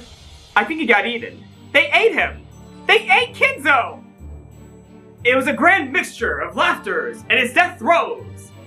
And Kinzo became wine and meat and bread. An aroma if slurped, a rich taste if gnawed, and pleasant to tear to bits. The voice of his death throes lingered on sweetly, and adorned with melted chocolate and similar degrees, it would make a wonderful dessert. If you took the bones home, you could use them for a soup, and the remains could even become toys for the children to play with. And they could also become good tools for fortune telling that always get misfortune. That entire scene was watched by the piece of furniture. It was all fantastical. It was all demonic. With the quaking of its heart, which should have been paralyzed, proof that it could still feel fear? Just then, its knees buckled, and the furniture's body tumbled onto the center of the carpet. Because the witch had kicked those knees from behind. ひざまずき敬意を示せ。額を絨毯にこすりつけて己神の癒しさを示せ。両手を後ろで組み、血肉のすべてをわらわに捧げることを誓え。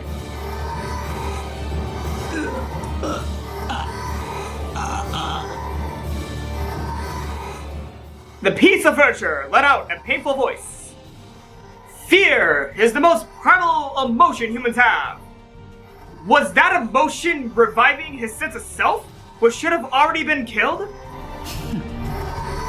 まだまだわらわの家具にはふさわしくないか。よい、じっくりそなたをわらわ好みの、そしてわらわにのみふさわしい家具に仕上げてやる。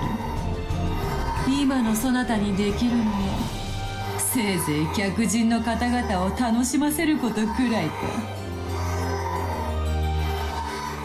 The golden nobles were surrounding the cowering furniture. It seemed that their blazing, blood-red eyes couldn't hide their ecstasy at this new young food that they have been given. And Balor got in. And from their mouths, from which protruded countless ugly teeth, saliva, or maybe the traces of meat and wine that they had just eaten, dribbled down.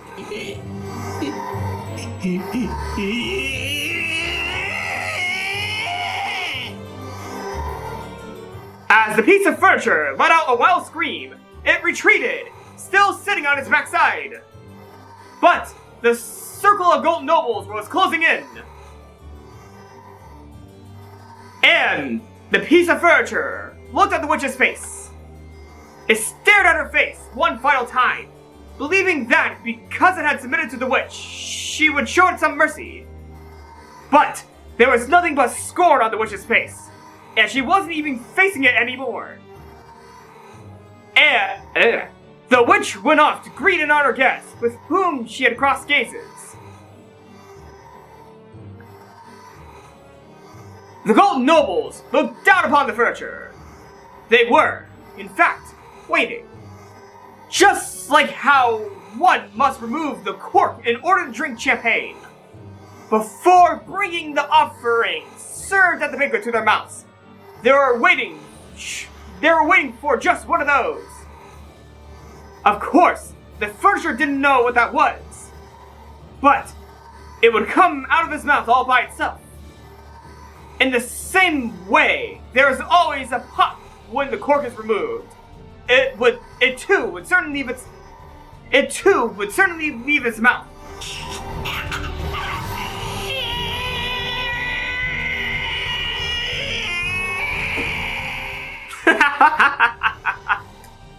A scream. It was a sign that the modest banquet at which he was to be served had begun.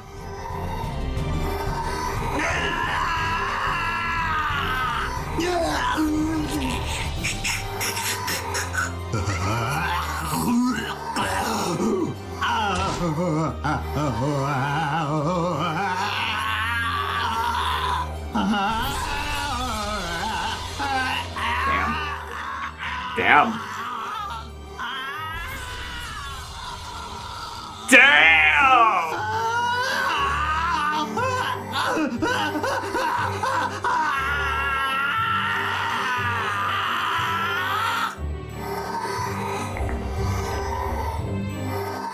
Kapuko Gyu Guki Guki Boru. Damn. Oh, there's a lot of flashing images. I might have to do I might have to do a seizure warning. Holy shit. Holy shit. Damn. Damn, this game definitely, got intense. World End Dominator. By now, the Rose Garden was a garden of roses and gold. A gold-colored garden where gold butterflies, gold fairies, gold lizards rampage and flew about wildly. Maria, 早く! 走って! 早く! Holding onto the gun and the blanket wrapping the ingot, Rosa ran at a speed Maria couldn't catch up with, sometimes pausing to call out at Maria to run faster. Therefore, she saw it every time. She saw the golden pursuers chasing them from the mansion. The mass of gold butterflies was chasing after them like a massive crawling hand. And her finally strange-looking shadowy figures with goat heads were chasing after them. There was no need for her to strain her eyes, because those blazing pupils told her what would happen if she was captured.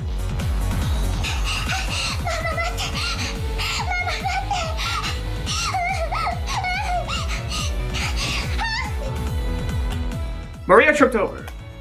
Rosa, ashamed that for just an instant she had entertained thoughts of abandoning her daughter and running away, kicked back against the ground and instantly reversed direction.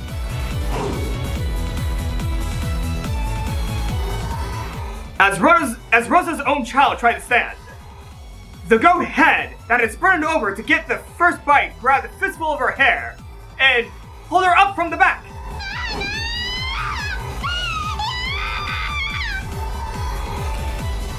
Rosa rammed into the goat. Rosa rammed into the goat head with her shoulder, spun, bashed the back of her elbow into the goat's jaw, and buried her knee into its protruding chest.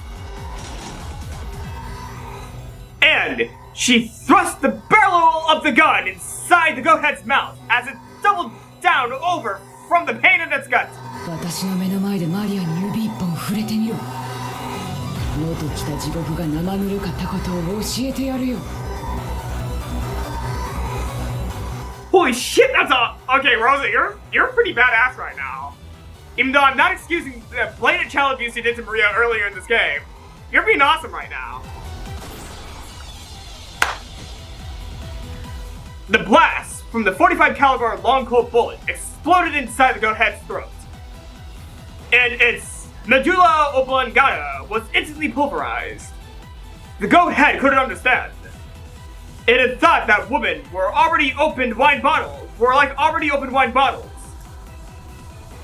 It had thought that there were wine bottles, and that turning them upside down would immediately cause their deep red conscience to come out.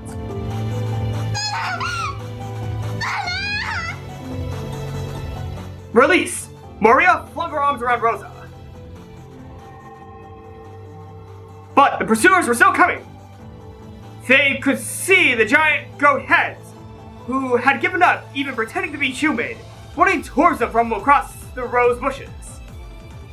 Rosa spilled several extra bullets, which had been in the pocket of her coat, all over the place, and told Maria to pick them up.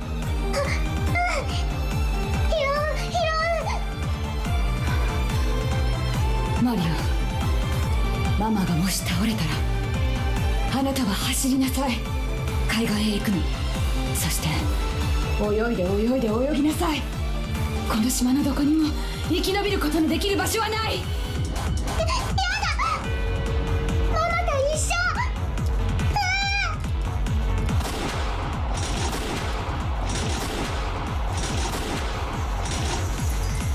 Rosa's gun roared 4 times. But even though she really did land 4 shots in the chest of the massive, approaching goat, it didn't even flinch. The goat ran with a violent vigor, as though it planned to crush Rosa and Maria with its massive body. 弾を入れて。早く。Rosa grasped the blanket with the ingot in both hands, and she herself sprinted at the goat, dragging the ingot along with her, without even an ounce of fear of that strange-looking giant. If it's to protect my daughter, I'll overcome even hell. 見せてやるよ。黄金の夢ってやつを。 Whoa. Rosa's roar. The goat head's roar. The terribly heavy ingot, after picking up a terrible centrifugal force and speed, slammed into the goat head's cranium. Rosa pulled a fountain pen from her pocket, but she held it crooked. She placed it in her palm, in the gap between her middle finger and her ring finger, so that it stuck out when she made a fist, almost like it was a stinger growing out. She stabbed that stinger into the left eye of the goat head as its head tumbled forward. Was the goat head's roar a scream? But Rosa's roar was different. She pulled back her fist and slammed it into the fountain pen that she was still sticking into the goat head's eye. The pointed tip was gouged destructively into the depths of its head.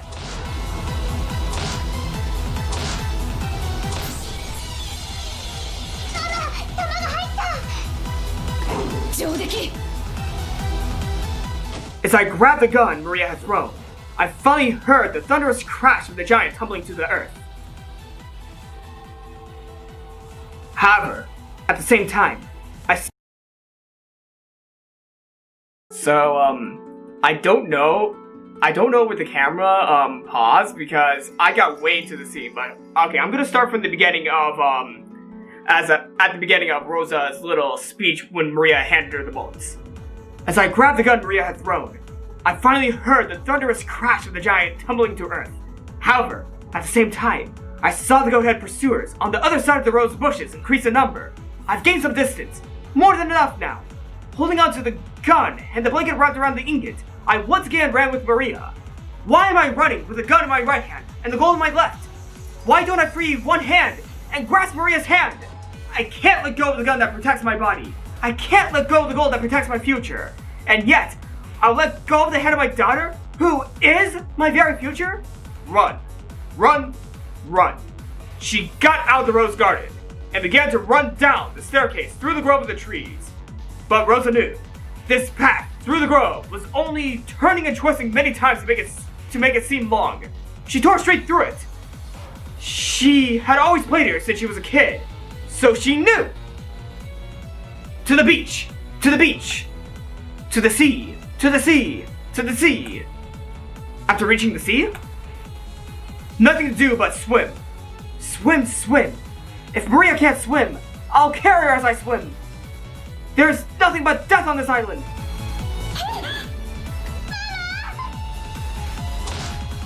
As she raced down the stairs, she took a bad step. A violent pain ran up her left ankle, and her mind went completely blank. Rosa fell down several stairs and stared in shock at her ankle, which was bent at an odd angle. And the blanket with the ingot wasn't there. She had let go of it the instant she fell, and it had disappeared somewhere into the darkness. Only the gun was left. The tremors in the earth were getting closer. It was only a matter of time before the goat-heads flooded in. She didn't want to imagine how many there would be, or how strange they would look. The lightly dancing gold pursuers arrived. The gold butterflies surrounded Rosa and Maria, sparking and clamoring as though saying, "The prize is here! The prize is here!" Rosa couldn't even try to get up. The violent pain from her broken ankle was so great that she couldn't ignore it, even in her last moments. What am I doing? I had the gold. It would have been worth several million yen. I might have been able to start over with that. And yet I fell, lost it. And that's not all. My own life is in danger. Even Maria's life is in danger. What has my life been? I was born in an incomprehensible house with an irritating older brother that's sister since the day I was born. What did I do? No matter what I did or didn't do, I was always in trouble and bullied and made fun of. What has my life been?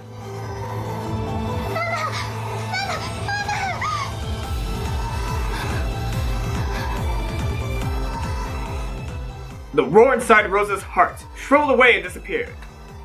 It disappeared when she listened to Maria's crying voice, as her daughter sobbed and clung onto her.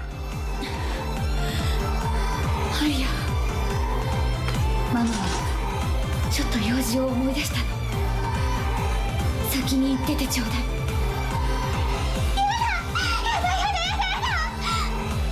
ママと一緒がいい。ママが死んじゃ嫌だ。アリアはこんな悪いママでもママと一緒がいいと言ってくれるの。ママと一緒がいい。ママと一緒がいい。あなたのことを一番にしているように見せて、いつもあなたのことを後回しにしてきた。運動会に行った、授業参観に行った。でもいつもママは世間体のことばかりで、あなたが瞳にいなかった。こんなママとでもあなたは一緒にいたいというの。こんな悪いママなのに。ねえママ、知ってる？世界にママは一人しかいないんだよ。いいママも悪いママもいない。ただママが一人いるだけなの。だからマリアは世界でたった一人ママがいてくれればいい。そしてママにとってたった一人のマリアになりたいの。機嫌が良くて甘やか話したいマリアと邪魔だからいてほしくないマリアは別人じゃないの。マリアもたった一人のマリアなの。だから怖いママも優しいママも一緒。マリアにはたった一人のママなの。Damn. 私はなんてバカだったの。黄金なんかいらなかった。ただあなただけの手を引いていればよかった。私はなんてバカなママだったの。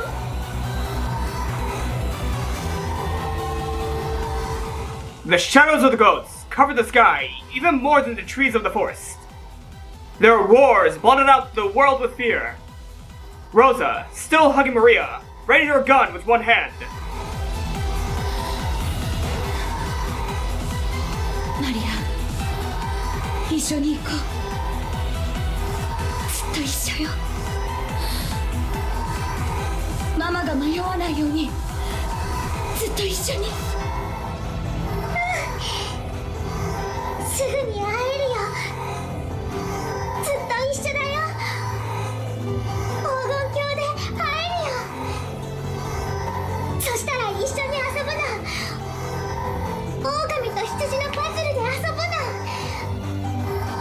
ママはまだ1問しか解いてないけどマリアは全部解いちゃったんだよ。だからマリアが出題してあげる。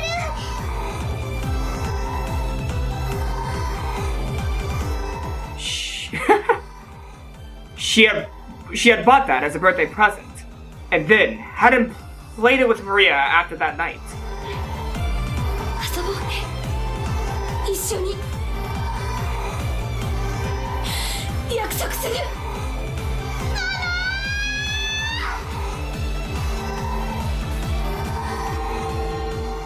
Those eyes, sparkling like red hot lava, looked just like a group of butterflies. They danced, closed in, and attacked. 怖いよ。マリアが込めてくれた銃弾を食らいたいやつから前へ出ろよ。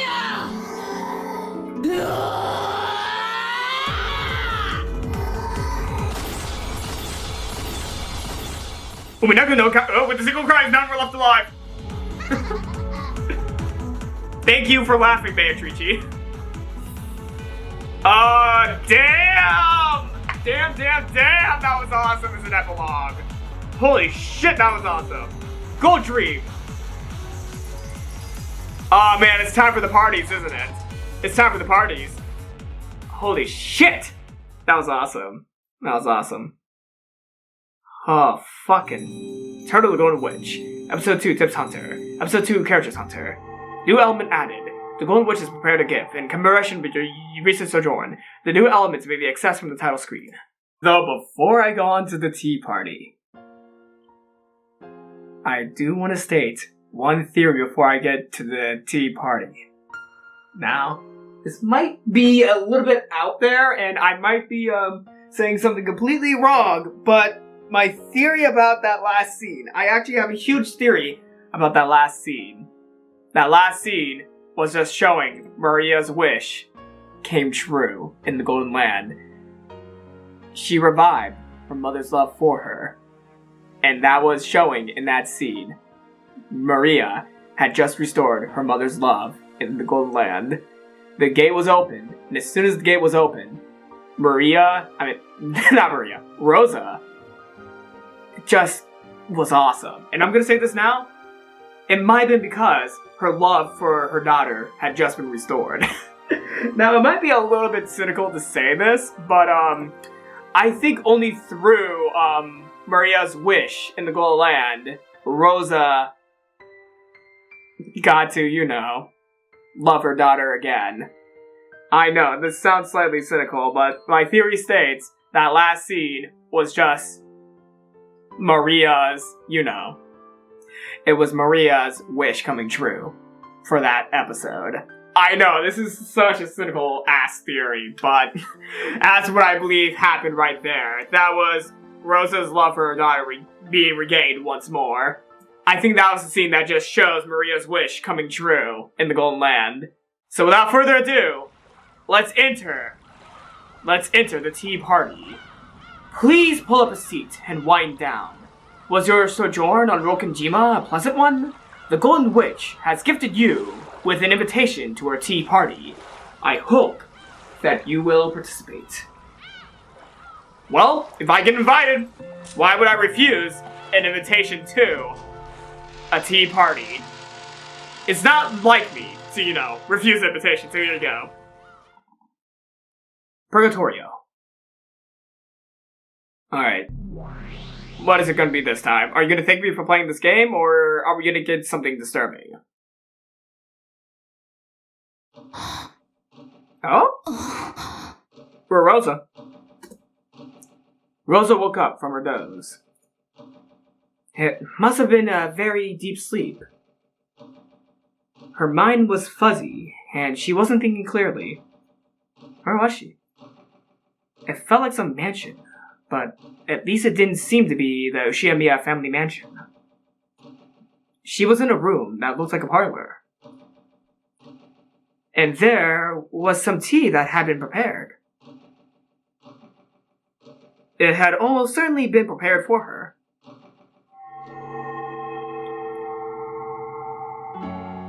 Rest. Sparkles like gold leaf were dancing around the room, and it looked very dreamlike. She eventually realized that they were gold butterflies, which made that stand out even more. There was someone across from her. Female. A lady. The witch of the portrait.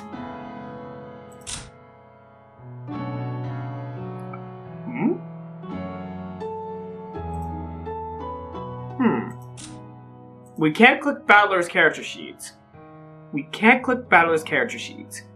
Beatrice, the Golden Witch who has lived for 1,000 years. She has already surpassed the limits of humans, and is said that she will appear in response to a human's summons, just as demons do, to lend them her power for a price. Like splat tea and ice cream, hates boredom in those who deny her existence. And before we move on, let's go ahead and read the characters who die's character sheets. Ushiromiya Kinzo, missing. Finally reached the Golden Land he so desired. The idiot was once again unwilling to accept that, so the magic was spoiled for a second time. Even so, he was probably happy. After all, he managed to be reunited with the Golden Witch, if only for a brief time. Afterwards, he was crunched to pieces and eaten by demons, and went to hell. Ushiromiya Rosa, missing. In the Golden Land, she finally found a treasure more precious to her than gold. However, that was short-lived. Thanks to the idiot, she would once again have to lose that which she had finally found. Afterwards, she was shot into a pulp by demons, and went to hell. That kind of just, says yes, my theory was kind of correct about, Rosa's love for Maria had been restored. I've been mixing up their names, god damn it, they're related. Ushiromiya Maria, missing. In the Golden Land, she learned that her mother still loves her, satisfied for now. Unoe Genji, missing. The unselfish piece of furniture sought nothing but repose in the Golden Land. However, since the idiot stubbornly rejects the Golden Land, his repose is unlikely to come anytime soon. Afterwards, he was munched to pieces and eaten by demons and went to hell. And Battler's missing. So yeah, I think that kind of proves that Maria's wish for her mother to love her again was confirmed by that little character sheet page of Rosa. Anyways, let's get back to the tea party. The witch of the portrait. She looked like she was having a one-sided conversation. She was probably talking to Rosa. But Rosa's mind was clouded up by a deep fog, and she didn't have a clue what was being said. 何でもよい。そなたが望むものがあるならば、そのすべてを与えよう。その強運への褒美と思うもよかろうし。わらわの求めに対する正当な対価と考えてもよい。そなたにとっては全く大したことではないかもしれない。しかしわらわにとってはそれだけ意味がある取引だということだ。What is she talking about? I don't know. ただ、せっかくわらわは魔女なのだから、魔女にしか叶えられない願いを求めるのが利口ではないかと思うぞ。せっかくの機会ではないか。この黄金のベアトリーチェから恩恵を得られるなど。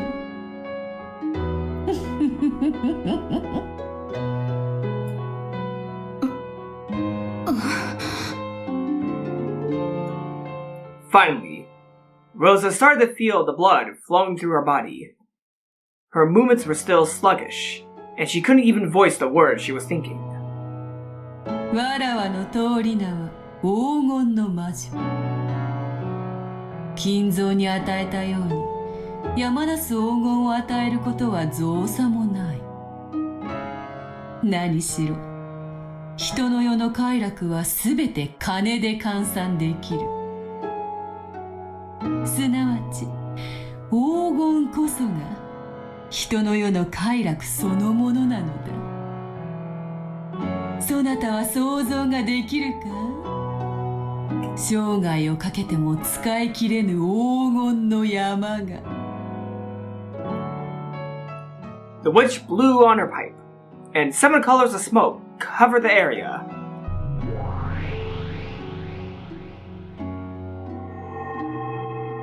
Oh, gold.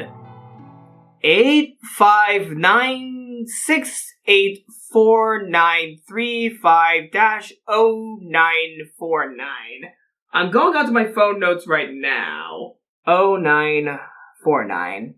This might be insignificant, but I'm keeping this number in mind because why would they include that number in for no reason?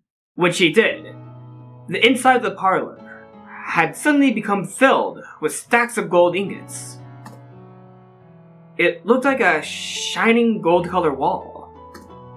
If each ingot was worth tens of millions of yen, how much would all of this be worth?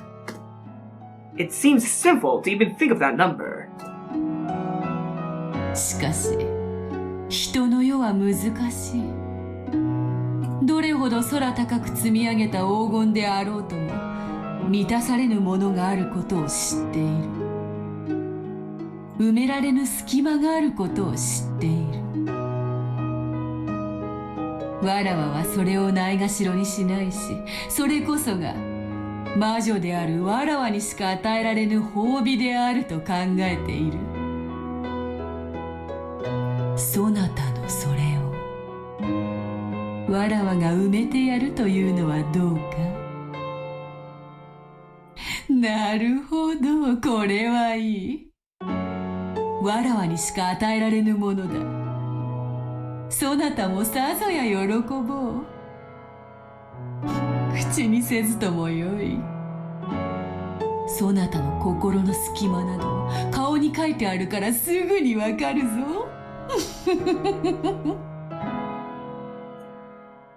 Rosa felt a touch of discomfort at this witch, who kept on talking even though she herself hadn't uttered a single word. But since she still couldn't speak well, and found it difficult to even move a finger, she could do nothing about it. I'll be back. I really want to get to finishing up this episode, but I can't hold. Oh god, yeah. Oh boy. Yep. I'm having the ones. Alright, I'm back. Sorry about that, everyone. And was unable to do anything but listen. そなたの深き心の傷はどこまで遡れば癒せるのか。これは深い時に破片を飲み込んだまま傷口が閉じてしまうこともある。そういう傷は見た目には癒えていても、永遠にうずきを感じ続けるものだ。完全に治すために、今一度傷口を開くこともあろう。As the witch spoke, she was staring deep into Rosa's eyes. What in the world was she peering at? Rosa felt uncomfortable, but she couldn't look away. そなたの痛みは、すでに生まれながらにして運命づけられたものか。これはなんとも辛いものよ。言わずともよい。わかる。わかる。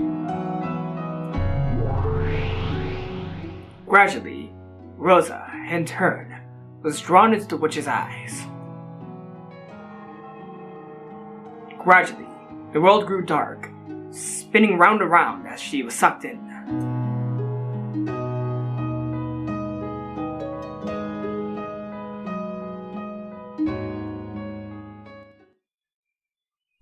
Rosa, Rosa.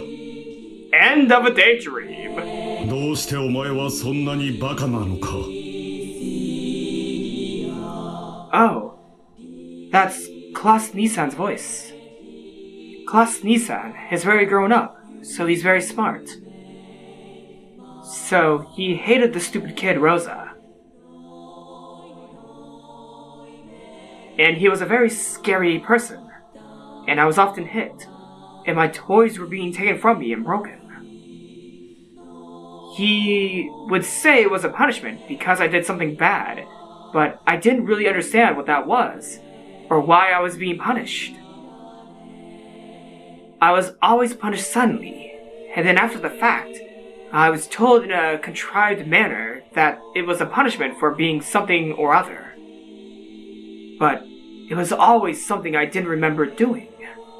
Oh, we're seeing Rosa's upbringing and how she became the person she is today. How the cycle of abuse led up to her right now to continue it. So I really hated Class Nissan.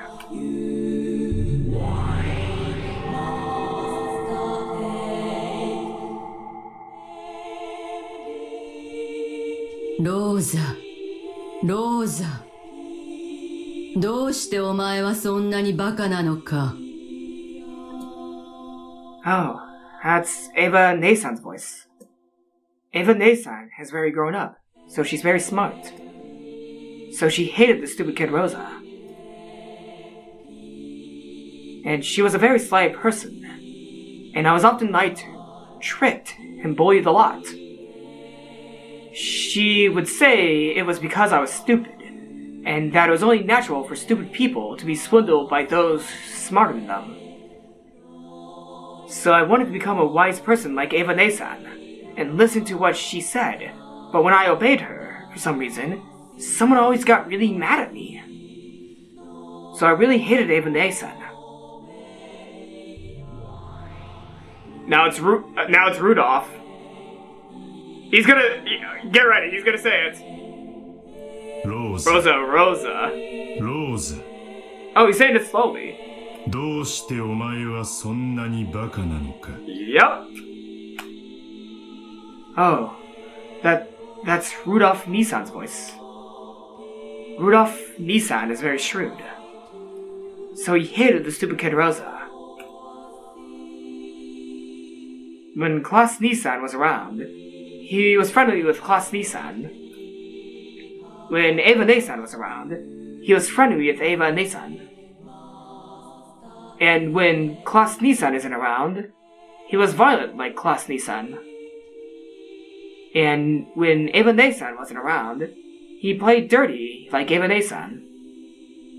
And even though he too was bullied most of the time, when Class Nissan and Eva Neisan weren't around, he gave me 2 people's worth of bullying. Yep. No, they're all assholes that made Rosa into the person she is today. It's getting into an understanding of how Rosa became who she is. This is really cool. This is really cool. This is really cool, and I actually am starting to feel a little bit bad for Rosa. Though that doesn't fucking excuse what she does to Maria. I'm gonna say this now. Not an excuse. So I really hated Rudolph Nissan. Oh, but these are my memories from when I was a kid. Quite a lot of unfair things happen when you're a kid. And you can't drag them out forever. In time, you bury them away in the far reaches of memory, and forget them bit by bit. That is supposed to be what it means to grow up and become an adult.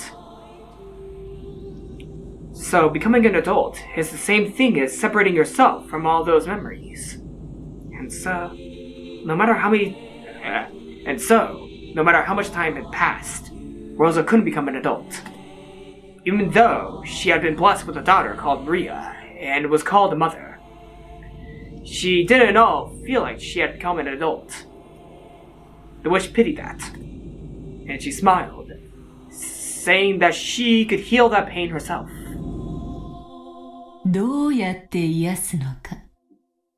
可能ではあるが簡単ではない。時間を巻き戻し、そなたに兄と姉がいなかった世界を与えることもできよう。しかしそれでは、そなたは兄と姉に苦しめられた記憶が残らず、故にそれをもって褒美であると言われても納得はできまい。飢えは癒してこそ満たされる。飢えそのものをなかったことにしても誰も感謝しない。日々の飽食に感謝する若者がいないようにね。わかるか？ I think she just told me something really difficult. In short, even if she makes it so I never had elder siblings, the pain wouldn't be removed. Maybe that's what she's saying. Strictly speaking, it's different. Healing isn't the same thing as removing pain. It's the pleasure earned for withstanding pain. Therefore, there can be no healing without pain. To know the joy of healing, you'll have to know pain. となれば、そなたの痛みに報いる喜びがいる。Is Rosa being taught a lesson by the witch or something? そなたは苦難の過去を誇っていい。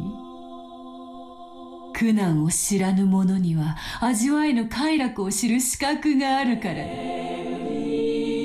この快楽を知る者は同じ喜びを他者にも与えずにはいられなくなる。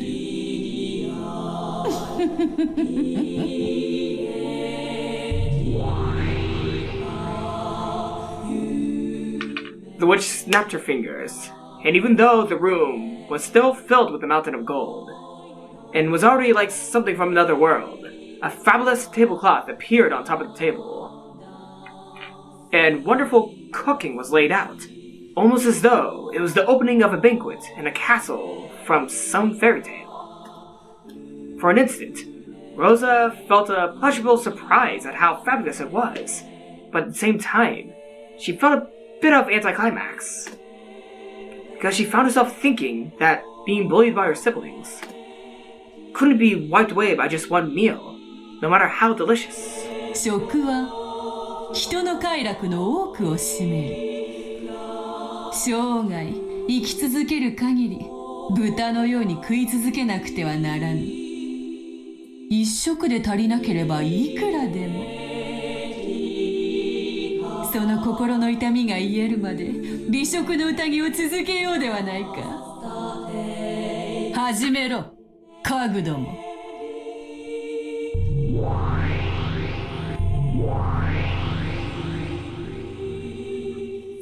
As the witch clapped twice, there were suddenly goat-head servants there, and they began to prepare the meal. From the beautiful food dishes adorning the table, they officially took some food and began to pile it up on Rosa's plate. It really did look delicious, but Rosa's body still felt as heavy as lead, and there was no way she could eat. Maybe they also understood that. The goat-head servants tied a napkin around Rosa's collar, and gallantly brought a glass of before-dinner alcohol to her mouth, and tilted it for her. She remembered an old servant who had once carried rice porridge into her mouth when she was laid up with a high fever.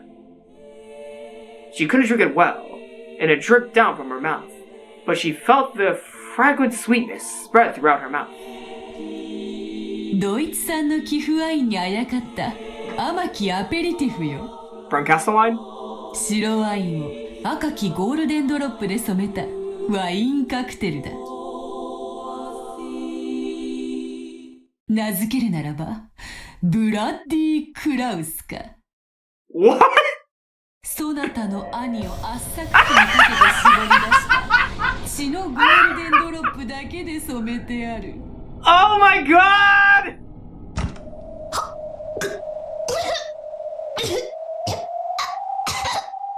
Oh my god! Rosa coughed violently, and the bright red that stained her face made it look as though she had coughed up blood. そなたは紅茶に詳しかろうから意味がわかろう。ゴールデンドロップとは最後の一滴のことだ。紅茶で最も貴重な一滴と言われている。そして血のゴールデンドロップも同じ。人間から絞り出せる血液の貴重なる最後の一滴。あれにて絞る。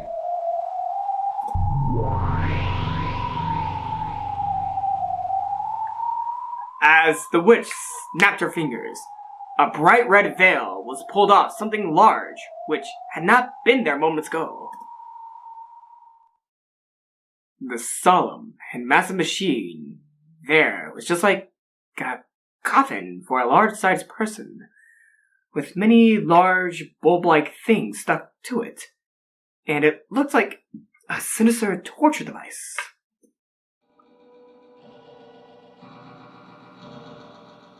By its unnerving shape, you could tell that it used manpower to tighten and compress something.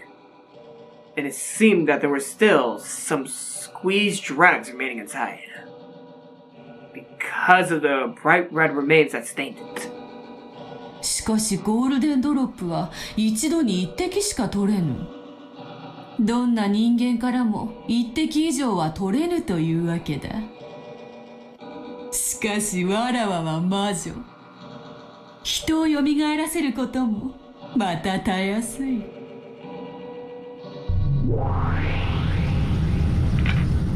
When the witch snapped her fingers, suddenly the human compressor began to shake.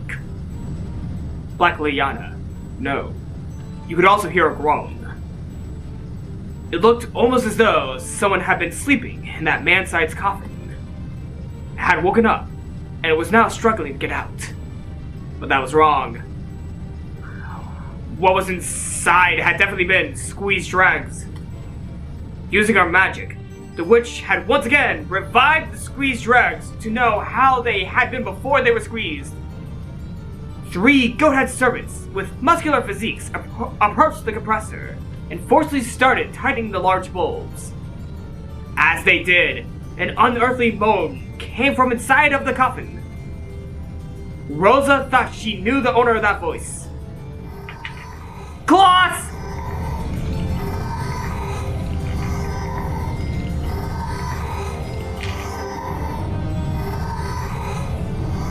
Ryori wa ryori bade ga fusamashi. Mou jubun da. Sagare.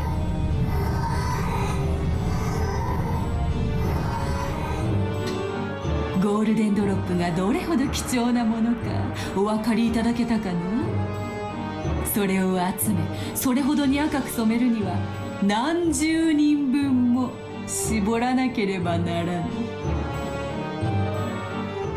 The witch had definitely said that only one golden drop could be taken from a single human. And yet, she had dozens of people's worths of golden drops from a single human. Only a witch could do this. the Golden Witch, Beatrice, could kill a single human endlessly. In other words, before Beatrice, even death did not mean release. 二口目はいらぬか？この男に殴られて口中に滲んだ血を飲み込んだ日を忘れたか？そうそう、あの味を思い出せ。こぼし尽くして枯れ果てた涙の味を思い出せ。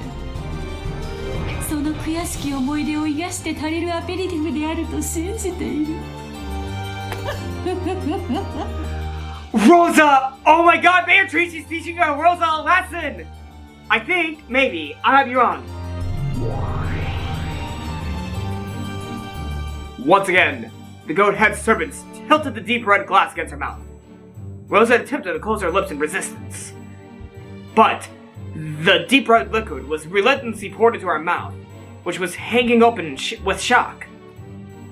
And the inside of her mouth was filled with a ghastly sweetness. It was definitely a fragrant sweetness. Her brother, who she had thought of so hatefully, who had made her soak her pillow so many times, had died dozens of times over to tinge this wine crimson, so it must have tasted sweet. So Rosa tried to spit it out. Because of that, the deep red wine that spilled out of Rosa's mouth made her look as if she was covered in blood. This ghastly substance was only the aperitif. Rosa couldn't help but feel uncomfortable about what would happen if this banquet continued. それは旬の野菜による二枚舌のサラダ風だ。Is it from Ava's tongue? お前がいつか食いちぎってやりたいと9歳の誕生日の日に願ったエヴァの舌で作った念願のサラダよ。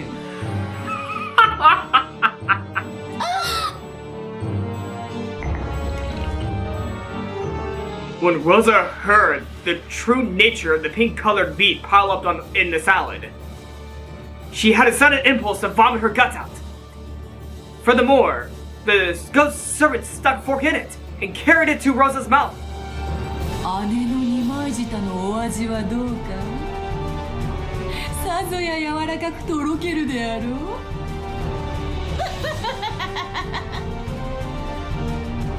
How sweet, soft, and enchanting it must have tasted in her mouth. After all, Ava's lies were always sweet, and young Rosa had always listened to them. So, you could say that the taste of the stimulating pepper seasoning had been added, expressed the detail of those lies well.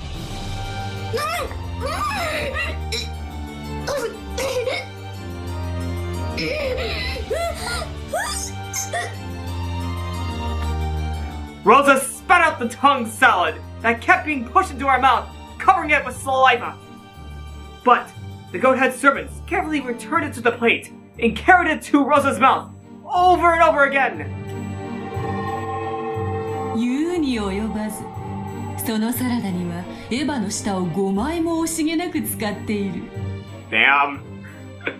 Holy, oh my god. You know, the chaos of Beatrice is making me love her even more. 舌は一人から1枚しか奪えぬ。しかしわらわなら何度でも奪える。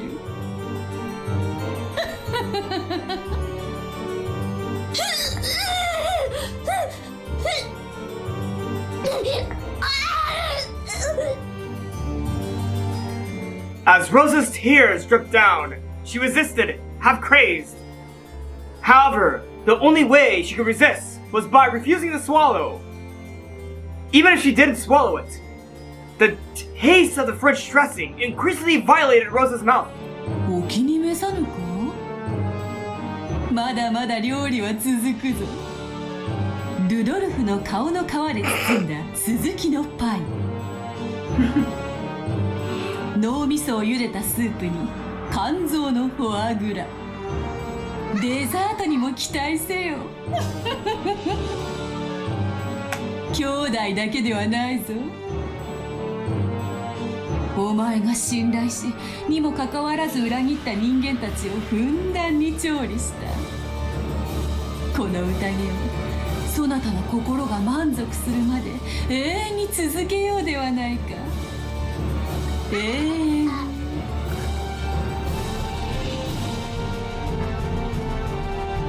嬉しいだろう、後ろ宮ローザ。嫌がるふりなんかするなよ。本当は嬉しいってのは分かってるんだぜ。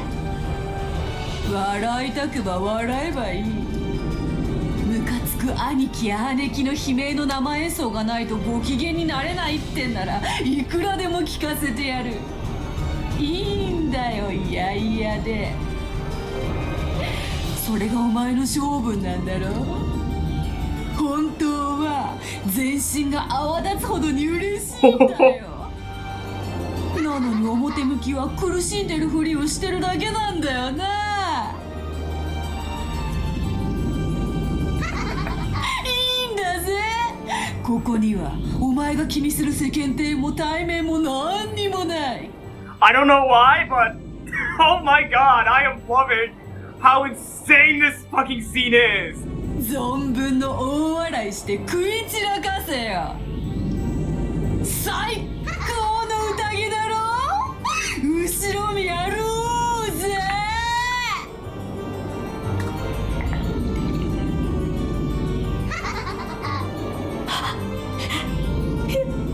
もうやめて。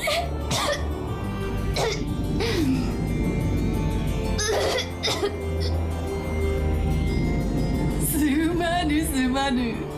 デザートを驚かそうと思って内緒にしていたが、やはり明かしておこう。 It's gonna be Maria, isn't it? 明かせばフルコースを食べ遂げようという励みにもなるだろう。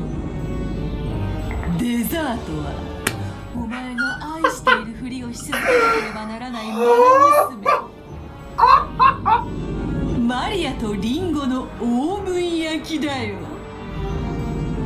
うまそうだろ。こいつを食べればお前は全てから解放される。自由だよ、自由。やっとローザという一人の人間として自由を得るんだよ。嬉しいだろ。嬉しいはずさ。よだれが垂れてるぜ。鏡を見てみろよ。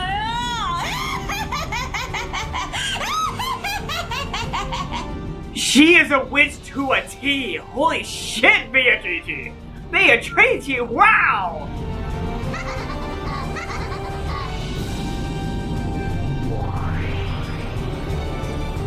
Suddenly, a muscular goat-head cook was holding Maria under his arm. And Maria gazed at Rosa with a face that was just slightly sad. ママ、マリアのこと邪魔だった？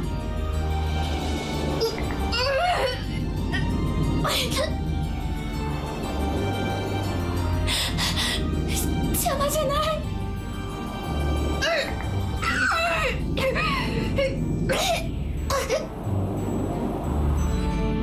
As Rosa spat out the food that was continually being carried to her mouth, as she was covered with mess and saliva and blood, she resisted filthily and screamed. ママがマリアのこと邪魔なら、マリア食べられても平気。だってマリアはいつもママにひどいことばかり。ママが男の人を連れてくる時も静かにできなかった。ママが男の人とお泊まりしてくる時、寂しくて暴れてお部屋を台無しにした。勝手に探しに行って迷子になって警察のお世話になってママに恥をかかせた。何日も帰ってこなくて泣いちゃって、近所の人に慰めてもらってママに恥をかかせた。こんなマリアだからママの迷惑になってる。生まれてきてごめんなさい。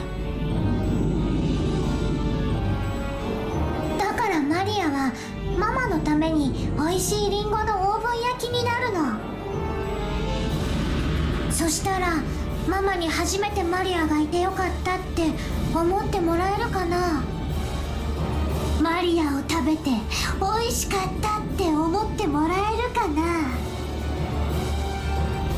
美味しいよね。感類にむせべよ。娘がここまで行ってるぜ。マナ娘とリンゴのオーブン焼きなんて最高のデザート。これだけ美味しい食材に育てられるなんて、あんた最高の母親だぜ。後宮ローゼ。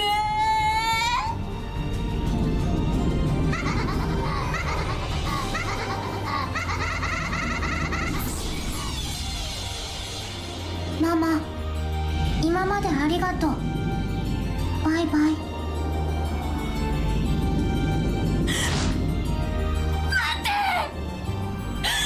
マリア、違うの。もうやめて、もうやめて。こんなの嫌。私はこんなこと望んでない。もうやめて。もう許して。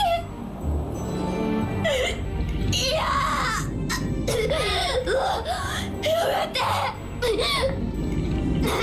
口に入れないで。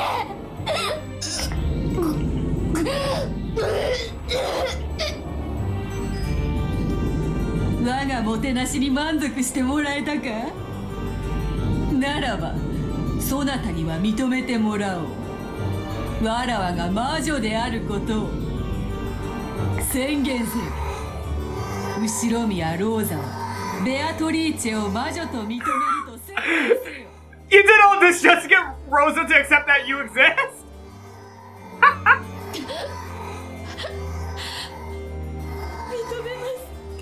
Holy shit. Well, now everyone believes in you, Beatrice.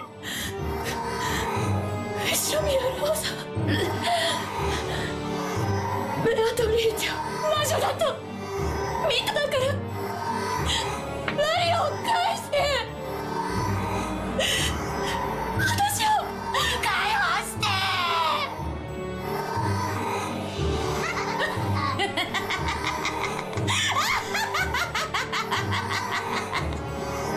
ついに認めさせたぞ。小賢しきバトラはすでに屈服し、黄金鏡に招かれながらわらわを否定する愚か者ローザにも認めさせた。完璧だ。I thought she was teaching Rosa a lesson about how she treated Maria here. But no, this was just her trying to get Rosa to believe that she exists. Whoa. It's perfect. 成し遂げたぞ。完璧な勝利を。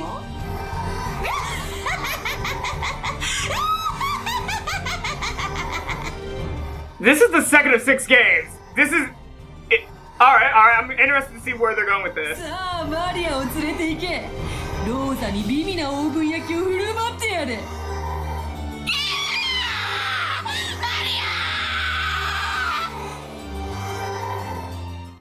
うまそうだな。Welcome back! 俺にはてめえの牛乳をスライスしてサンドイッチを作ってくれ。Well, like I did say, this is the second of 6 games, and I was wondering how they were going to go about this. So they're going this direction. その声は Dread of the Grave!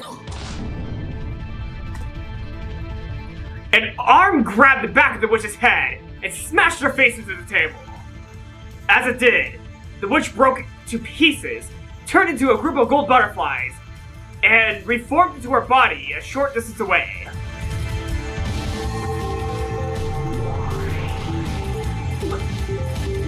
バトラー、貴様、家具となって魂まで屈服していたはず。I knew. Okay, I kind of had a slight feeling that battle would not be down for long. All right, here we go. そのつもりだったんだがな。てめえの趣味の悪いレシピに耳を貸してるうちに腹が減ってきちまってよ。魔女の丸焼きが食いたくなってきちまったのさ。それからマリア、自分を食べてなんてセリフは10年早えぜ。ただし10年経ったら必ず俺に言えよ。約束だぞ。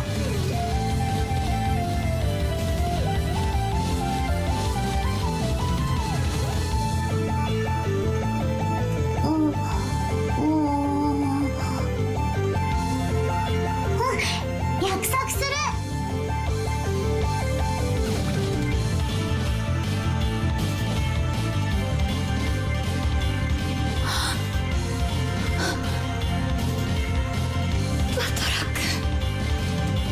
待たせたな、ローザおばさん。俺は忘れてたぜ。こいつは俺とこの女の一騎打ちだったんだ。俺が屈するわけには断じていかなかったんだ。ローザおばさんが粘ってくれたおかげで再び戦う気力を取り戻せたぜ。This man! He was broken to the depths of his soul and capitulated to me. I see. He doesn't know when to give up. Just what I expect from Ushiromiya Kinzo's grandson. So, the chick of a phoenix is a phoenix after all.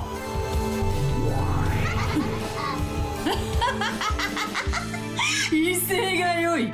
気に入った。そうでなくてはな。わらわの期待する後ろ宮バトラとはそうでなくてはならん。わらわを否定してみろ。そしてそれをわらわは完膚なきまでに叩き潰す。何度でも屈服させてやろうぞ。一度靴を舐めたそなたに何度でも敗北の味を教え込んでやる。上等だぜ、この後ろ宮バトラ。泥を吸ってでも立ち上がる男だってことを教えてやれ。俺は喧嘩で無敵だった試しはね、何度か負けてる。だがな、必ず泥を吸って立ち上がる。そして必ず蹴りをつける。男の喧嘩はな、負けを認めない限りどれだけ叩きのめされようと負けじゃねえんだよ。一本取られただけで俺が参ると思うなよ。楽しませてやるぜ、ベアトリーチャ受けて立とうぞ後ろ宮バトラ。カグども、次なるゲームの準備を始めよ。その間に貴様にはたっぷりと聞かせてもらおうではないか。こたびのゲームでは密室も多いぞ。そなたの逃げ工場のほとんどをわらわが赤で叩き潰した。その上でさらにどのようなへりくつで言い逃れてみせるのか。礼拝堂の鍵、ジェシカの部屋の鍵、使用人室の鍵、夏日の部屋の鍵、客間の鍵。お前らのお得意な奇想天外、妄想暴言空想はったり、とんでも超展開斜め上でわらわをとことん否定してみせろよ。ああ、ダメだぜ。全然ダメだ。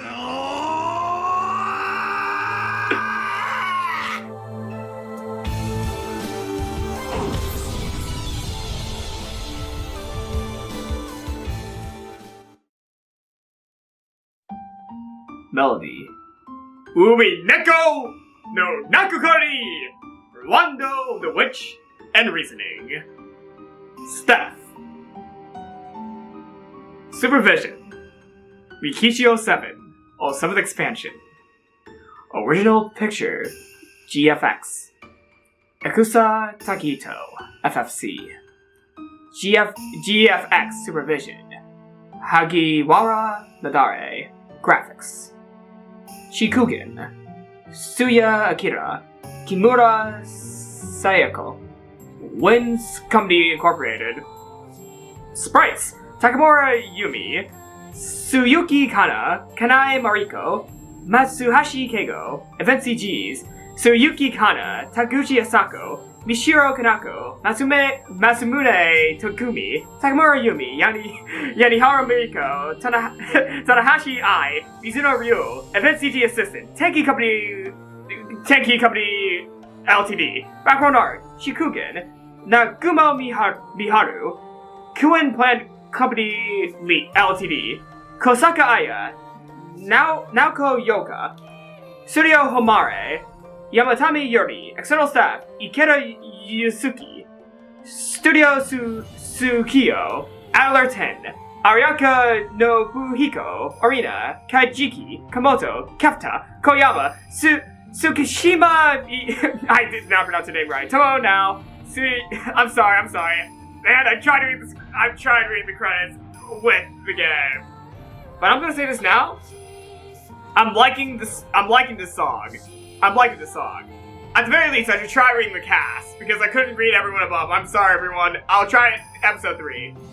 Ushiromiya Battler, Ono Daisuke, Ushiromiya Kinzo, Mugihito, Ushiromiya Class, Kosuji Jurota, Ushiromiya Natsui, Shinohara Emi, Ushiromiya Jessica, Inoue Marina, Ushiromiya Ava, Ito Miki, Ushiromiya Hideyoshi, Hirose Mahasi, Ushiromiya George, Suzumura Kenichi, Ushiromiya Rudolph, Koyama Rikiya, Ushiromiya Kirei, Tanaka Asuko, Ushiromiya Rosa, Koshimizu Ami, Ushiromiya Moriya, Horie Yui, Wanoe Genji, Funaki Masato, Shannon, Kugimiya Rie, Canon, Kobayashi Yu, Goda Toshio, Bifu Hitoshi, Kumasawa Chiyo, Hattori Yasuko, Nanjo Taramasa,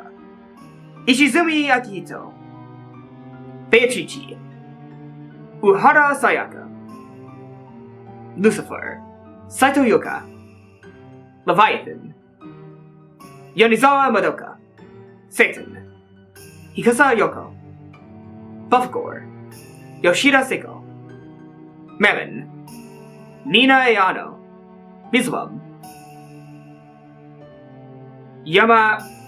Yamaoka Yuri, Asmodeus, Toyosaki Aki, Bernkastel, Tamara Yukari, Lambdadelta, Ura Fuyuka,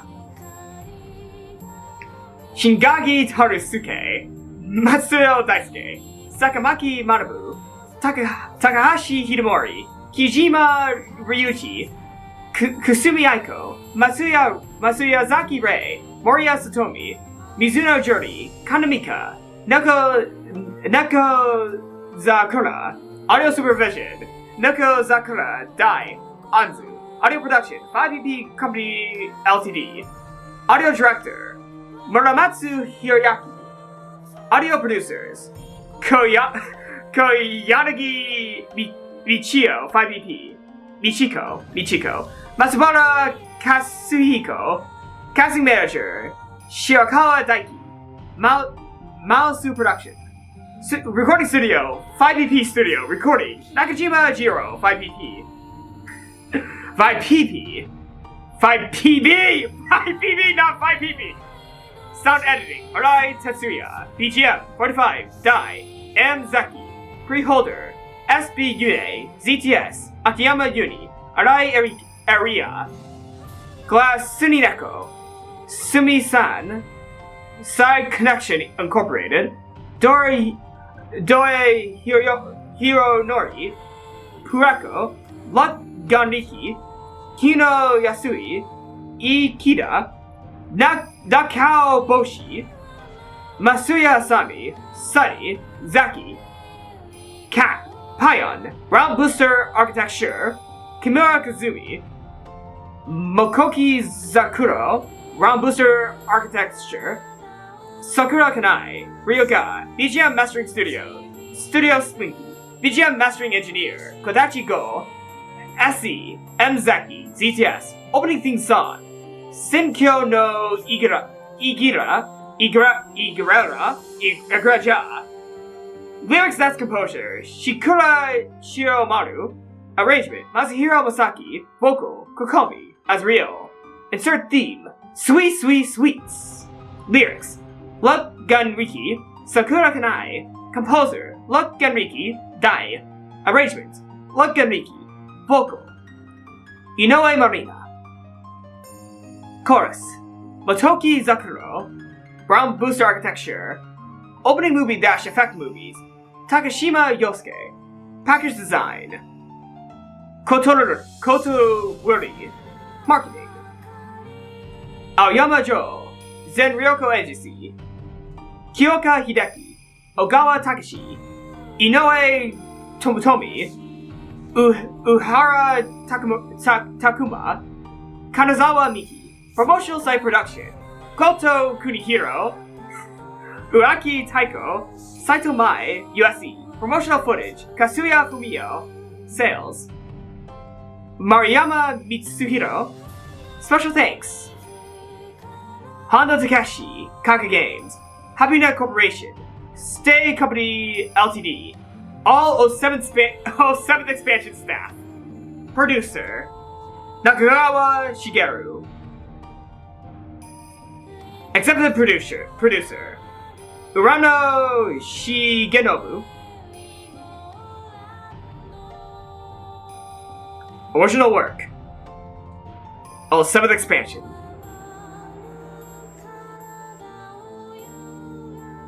Produced by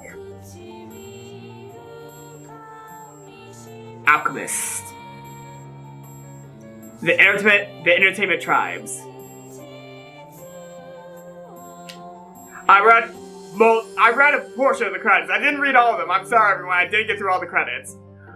Umineko! No Naku! Kore ni! One know the Witcher reasoning!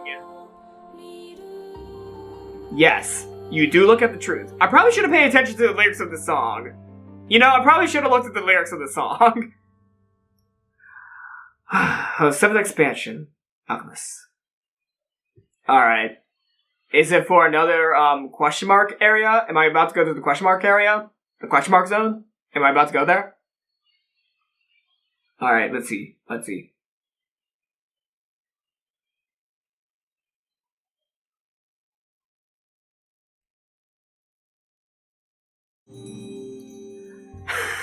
New elements added. Question mark has been added. The new elements may be accessed from the title screen.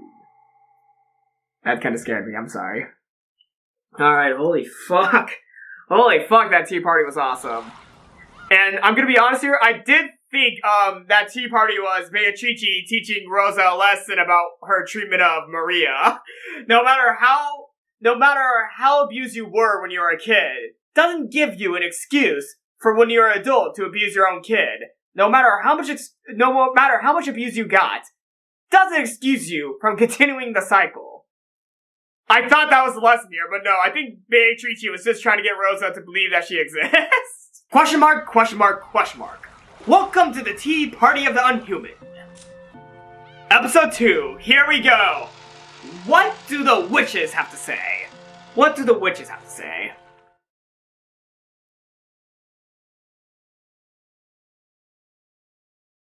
What's gonna be the song? Organ short. Number 600 million C minor. お楽しみいただけたか？こたびのゲーム。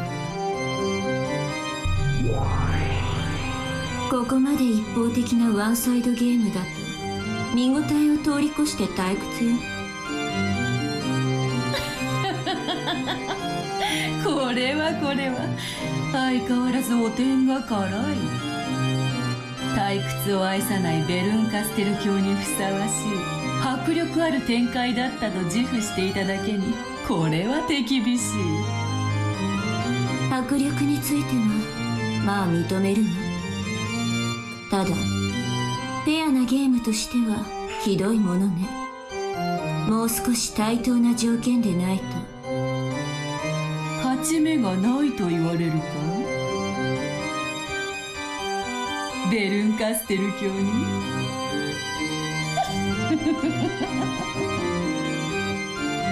どういう意味かしら、ベアト。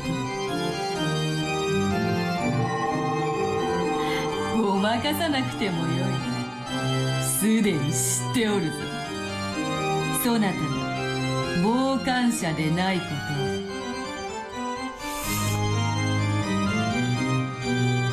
とを隠し通せているつもりか。そなたは人の領地まではるばるやってきて、わらわの逆の目に張る不届き者よ。わらわのゲームを傍観するつもりでいて、わらわの敗北に厚く張っておるのだろうが、図星であろう。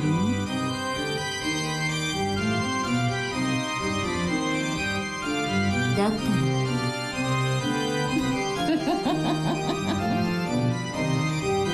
実に面白い。あのラムダデルタ教を退けた最強の魔女ベルンカステル教と戦える機会を賜れるとは本当に愉快よ。ええ、私も愉快よ。そこまで自信満々のあなたがボロボロに負けるところが見たくてはるばるやってきたんだもの。Well, my Nanjo's theory is not sounding as crazy as I thought it was.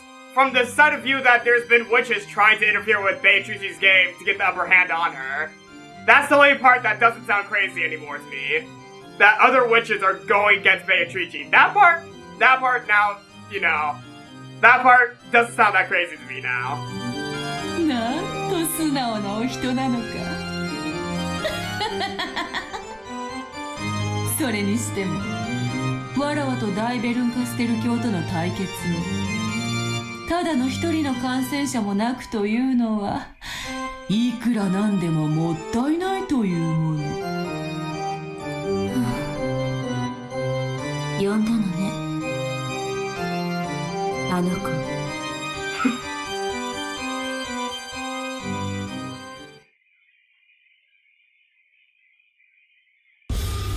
Hi. Hello? Black Liana. So this is Lambdadelta. I'm already liking your design. 見つけたわよ。ようやく見つけたわ、ベルンカステル。ごきげんよう、ラムダ。あなたも暇ね。退屈を愛さない同士、再び巡り合うのは運命かしら。バカな子ね。私に勝てたのはちょっとした運と相性の問題だとどうして気づかなかったのかしら。それで天狗になってよりにもよってベアトリーチェに喧嘩を売るとは身の程知らずもいいとこね。ベアトリーチェは強いわよ。私より残酷だしね、ほんのちょびっと。あとそれと人のことを勝手にラムダって略さない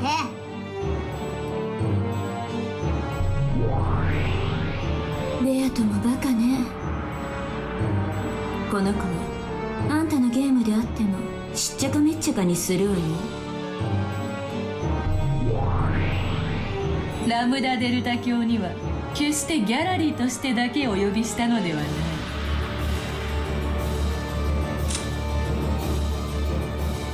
Lambdadelta, the Witch of Certainty, who has lived for 1,000 years. She embodies the idea that hard workers are rewarded, and is highly respected even by humans. Though she is a witch, she does not stray far from the concepts of humans. For that reason, her power as one worshipped by humans is incalculable.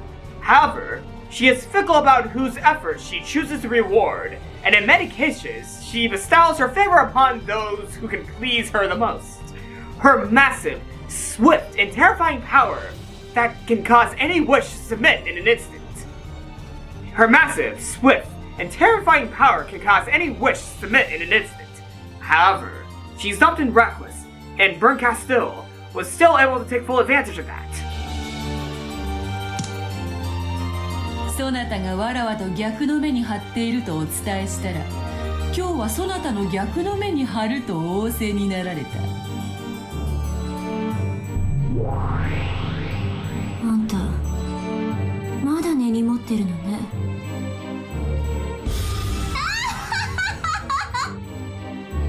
私は宇宙最強の魔女なんだから。でもあんたに負けちゃったから最強じゃないの。だからあんたと敵対する相手は誰があっても私を味方するんだから。Oh my god!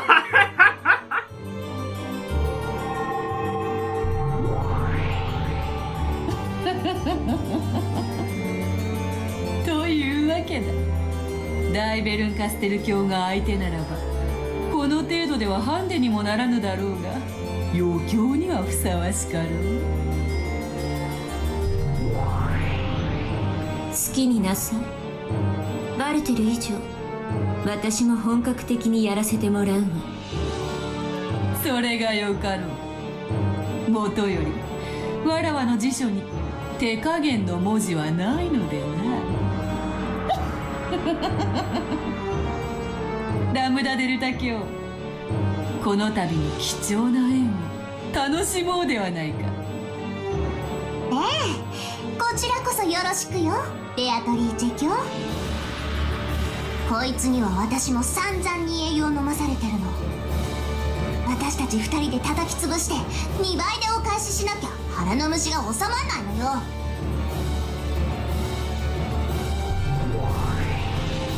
こちらこそよろしくよ、ラムダ。そしてベアト、どういう勝敗になろうとも、これは私たちにとってとても有意義な戦いになるわね。そうね、もちろん負ける気はないけど、私たちには勝敗以上に意義がある。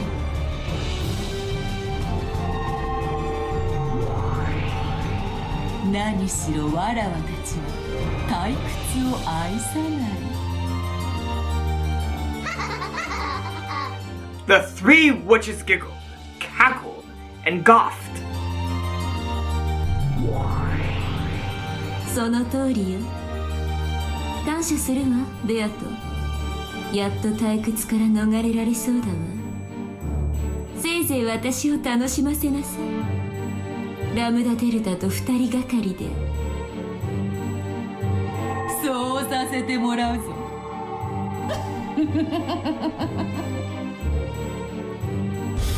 そうと決まればベアト、早速作戦会議をするわよ。その子の弱点は知り尽くしてる。それを全て伝授してあげるわ。にもかかわらずラムダデルタ教はお役になられたと。もう教えてあげない、教えてあげな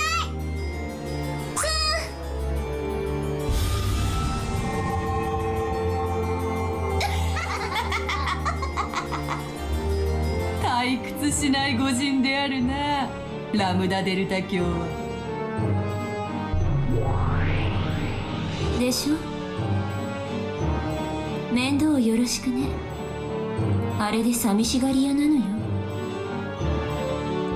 なるほど、今流行りのなんとかというやつか。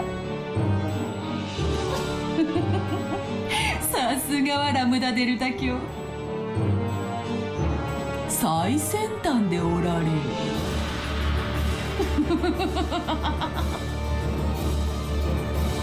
もう行きなさいよ。あの子、あなたが追っかけてくるの待ってるわよ。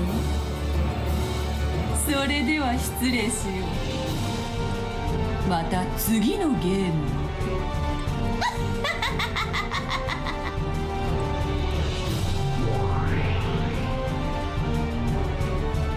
Alright, time to talk strategy, Bernkastel. ごめんなさいね。Are we talking strategy now, Bernkastel? 厄介なのが来たけど気にしないで。それよりひどいことになったわね。私もラムダとのゲームでだいぶ悲惨な末路というのを経験してきたつもりでいるけど、今回の群を抜いてひどいわ。あなたが膝を抱いて心を閉ざしてしまう気持ちもわからなくない。こんな末路あと何度もやられたら100年を待たずに心が殺されてしまうわ。ベアトにカンパされてしまったから白状する。 Over the sky. 今のあなたはかつてラムダの世界に囚われていた頃の私にそっくりなの。 This could have a lot of meanings. 過酷な運命の迷路に閉じ込められ魔女にいいようにいたぶられている。私はそこから生まれた魔女だから、あなたの姉に当たるのかもしれない。だからあなたに力を貸そうと決めたの。しかし私の運命に比べてもあなたのそれはあまりにもむごい。同情どころか涙までもらってしまいそうなあまりに悲惨な運命よ。でもどうかくじけないで。ベアトになんか決して屈しないで。確かにあの子のゲームはあまりに卑劣。ゲーム版を少しだけ見させてもらったけど、あまりに卑劣かつ狡猾な仕掛けで、その舞台仕掛けのいやらしさは多分ラムダデルタのゲーム版のそれをはるかに上回るわ。しかも恐ろしいことに、あの子は駒を指すとき常に最善手を指しているわけではないの。ここがラムダとは大きく異なる点。ラムダは勝つために常に最善手で圧倒的な数の駒を指してくる。しかしベアトはたまにわざと手を抜いて駒を指してくるの。困ったことに相手の指し手から手の内を探ろうとしている私たちにとってこれは非常に手強い情報のノイズ。厄介な撹乱になりうるわ。しかしチェスに例えるなら、無駄な一手は相手にノイズを与えるかもしれないけれど、貴重な一手を損していることに違いはない。つまり付け入る余地はゼロじゃないってこと。あなたには信じられないだろうけども、今回のゲームもそう。あれだけ圧倒的な展開に見えて実は隙がある。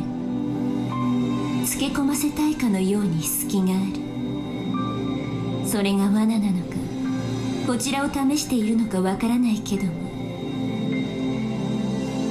とにかく屈服しないで、思考を止めないで、あらゆる可能性を否定しないで。あなたが戦う意志を持ち続ける限りベアトに勝ちはない。魔女の戦いは守りが肝心よ。勝とうとするより負けないようにしなさい。認めたら負けなら断じて認めてはダメ。あなたに魔女を認めさせること、これがベアトリーチェの勝利条件の一つであることはもはや疑いようもないのだから。私もあなたの味方であると公言した以上、できる限りの力になれるよう努力するわ。あなたも努力なさい。もしまだ膝を抱いているなら早く立ち直って。こういう時なんて言ったかしら。そのファイトを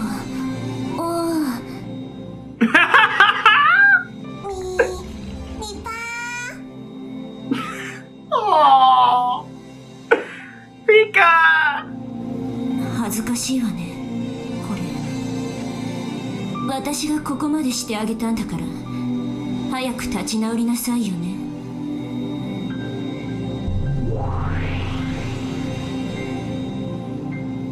Damn. What? いたいた。Suspicious then! Hi, Lambdadelta! ベルンはいじけてどっか行っちゃったかしら。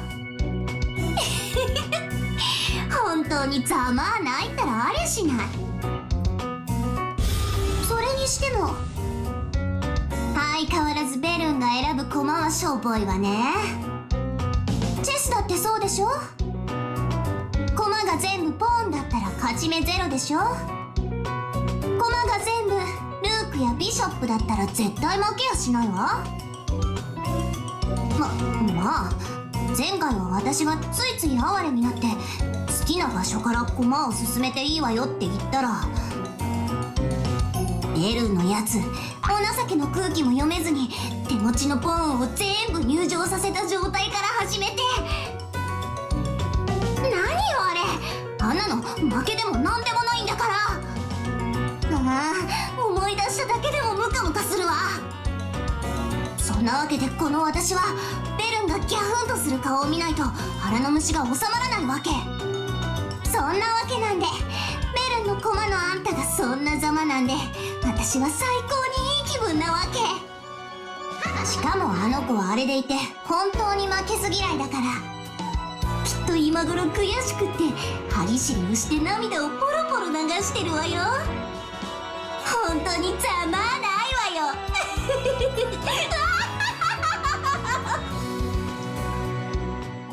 Why am I getting slight Satoko vibes? I don't think you're... No, that's not it. But you do give me vibes.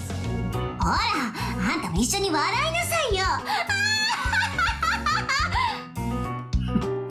You are giving me vibes, but I'm not gonna say anything. ちょっと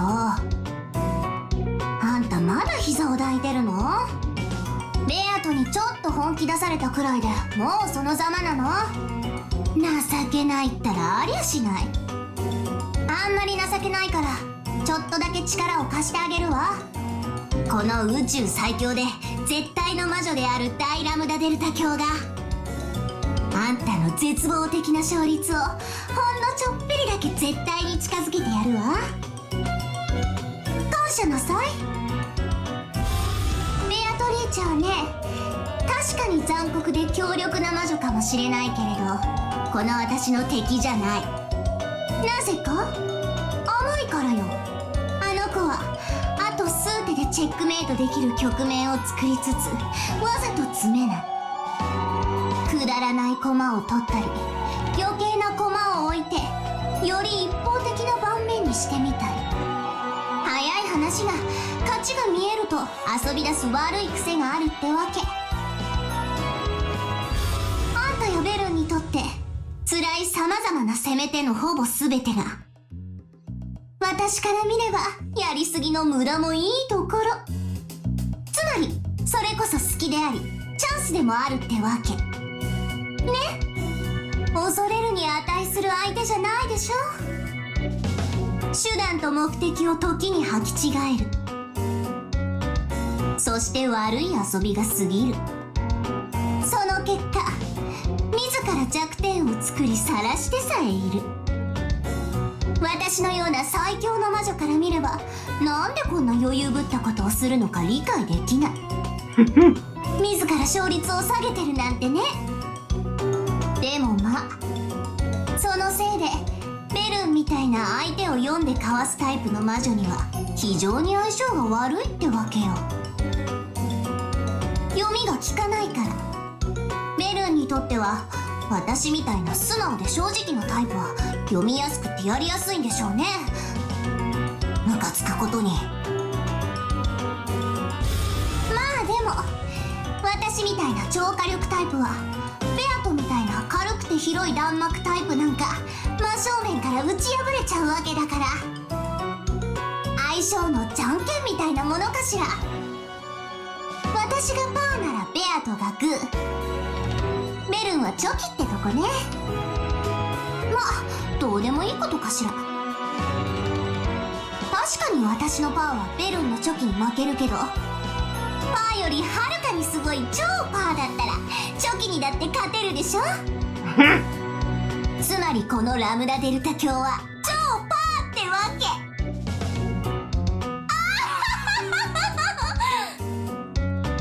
Just your cocky attitude is making me like you even more.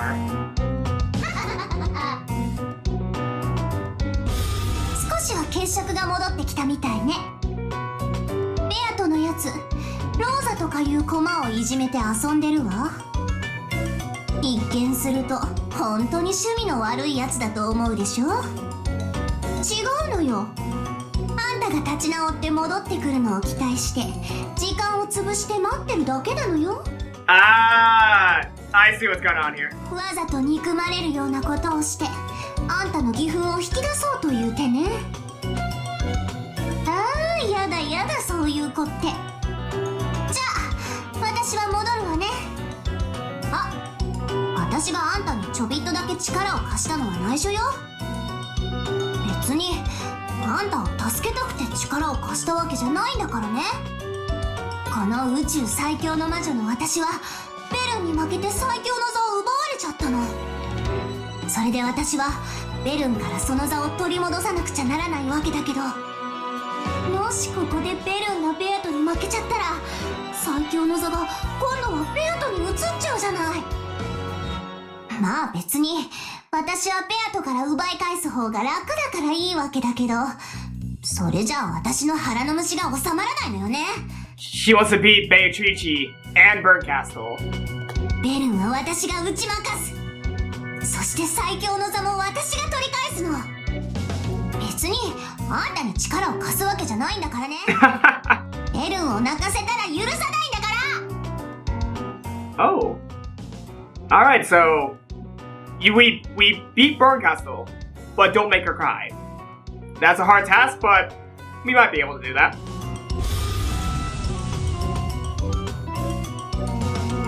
Damn. I'm liking Lambdadelta. I am really liking Lambdadelta. Holy shit. Oh, is that the end of the question marks? Yeah. Alright, we did it. New game board added. The next episode has been unlocked. New elements added. The new elements may be accessed from the title screen. What are these new elements? Huh. What are these new elements? I need to see these. Oh, there's new characters. Episode 2, let's see them. Let's see them. Let's see the new characters. Whoa! Ah, the witch side. I see. Ah. 7 Sisters of Purgatory. Eldest Sister Lucifer. Advanced level furniture created by Beatrice. Can move of her own accord, but cannot disobey her summoner's orders.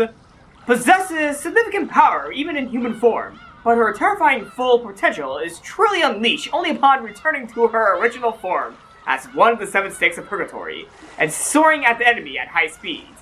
Haughty and arrogant, but actually feels pleasure from submission. Intriguing. So wait, you are again, Lucifer. Ah, okay, Lucifer. Leviathan. Alright, nothing but a jealous crybaby. She'll do whatever it takes to get what she wants. And that is Leviathan, the second sister. Third sister, Satan. Really grumpy, but actually wants others to get angry with her. That is Satan. Alright. Belphegor. Hold on.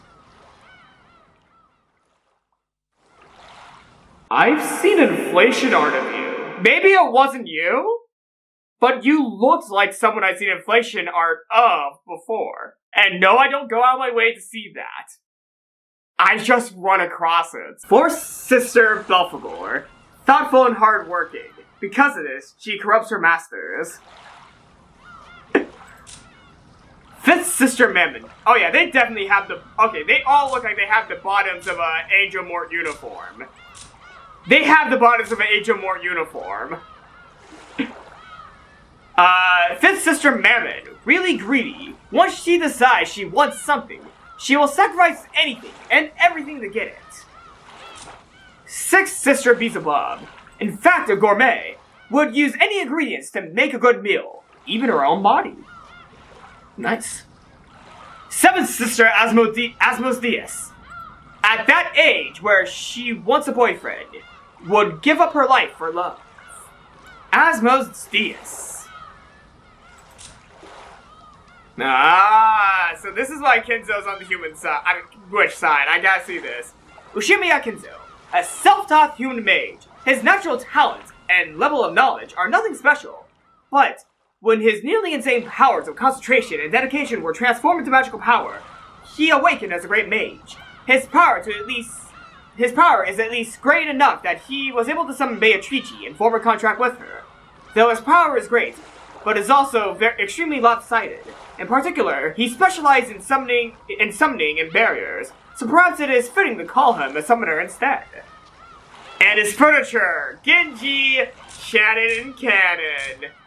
Genji, Kinzo's earliest furniture, which he created to serve him, and him alone with complete loyalty. Though he was Kinzo's first creation, he was made with the help of a high-class demon, so there were several flaws in his initial specs. He concealed a great potential within himself. In the many years following that, he began to mature and compensate for his many deficiencies, turning himself into the nearly flawless butler furniture that he is now. He is approaching the limit of his service life, but the magical power he can unleash for an instant rivals Kinzo's. Shannon. Shannon is Kinzo's handmade furniture in the purest sense, which he created without borrowing the power of demons. Though there were problems with several of her initial specs, she was given a very rare and precious thing, a heart. It seems that as a result of his long personal experience, Kinzo came to believe that the power created by the heart contains within it a strong magic. In the lengthy span of time following that, she began to mature, becoming exceptionally skilled with power of a protective or repulsive nature, such as magical barriers. Because of this, in the realm of barriers alone, she possesses an immense mage class level of power. Cannon, the last furniture created by Kinzo thus far. Making use of all of his previous experience, Kinzo managed to implement a set of flawless specs. Cannon was also given a heart, but it was much weaker than Shannon's. Perhaps because Kinzo felt a sense of approaching a personal danger relating to his fortune as he neared the end of his life. He bestowed Cannon with the rare power to fight and protect. However, he hasn't matured very far, is unable to control his own power and speed.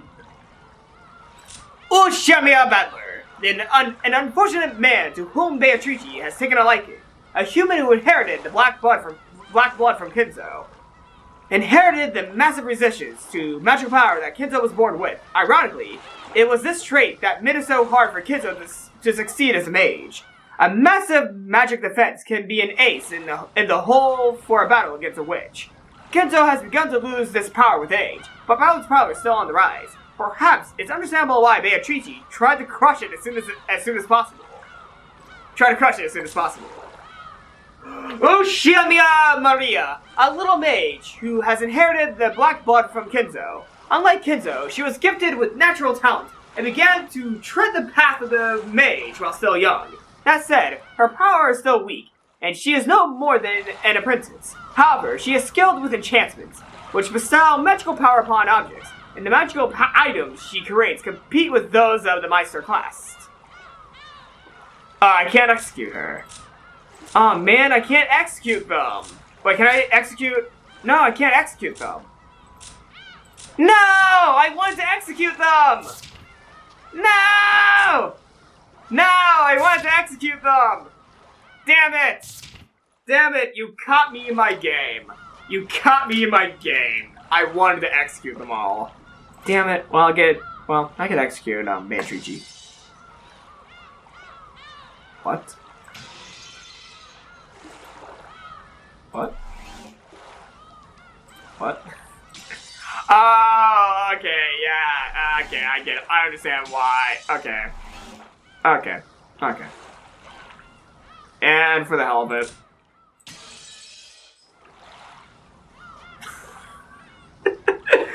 Anyways. Ooh. That's a pretty house. That's pretty. Wait, oh, there's more tips. There's new tips. Episode 2. Alright. Witch's score sheet, everyone who died. Golden butterfly brooch. Alright, there we go. Let's see the brooch real quick before I end this video. In order to mediate the relationship between the opposite sex, favorability edits all fate numbers and mediates the relationship. Since it is nothing more than a favorable edit, large differences can be seen in its effects depending on the individual. Hence, if the witch giving this item does not measure with care whether the target she will give this item to will be able to use it efficiently or not, she risks being called a liar. The activation cost is enormous, and to many human beings, it will be no more useful than a simple brooch.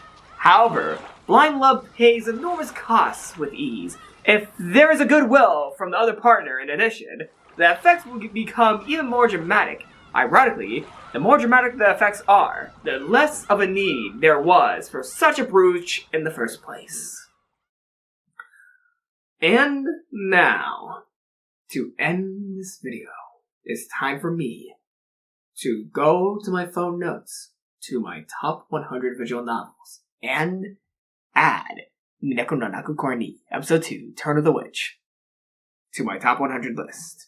This is actually kind of hard to put it, but I know where to put it. I know where I have to put it. Umineko no Nakuko ni Episode 2, Turn of the Golden Witch, has taken the place on number 5 on my list of top 100 visual novels. Before I end this episode, I should probably go ahead and point out what I was thinking during the scene with the witches.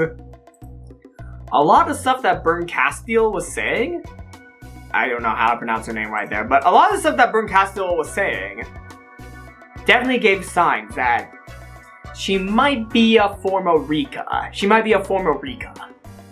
And from some inferences, it kind of gets me to thinking that Lambdadelta had something to do with Higurashi. She had something to do with the game that Bernkastel was a part of. For some reason, there's something up here. And Lambdadelta was involved with Higurashi because Bernkastel is basically Rika, but with a few complications. I have to add, but with a few complications, because I know there is much more to Bernkastel than her being Rika. There's much more. But this video is already hitting to the point where it's almost 4 hours long, and I want to eat dinner.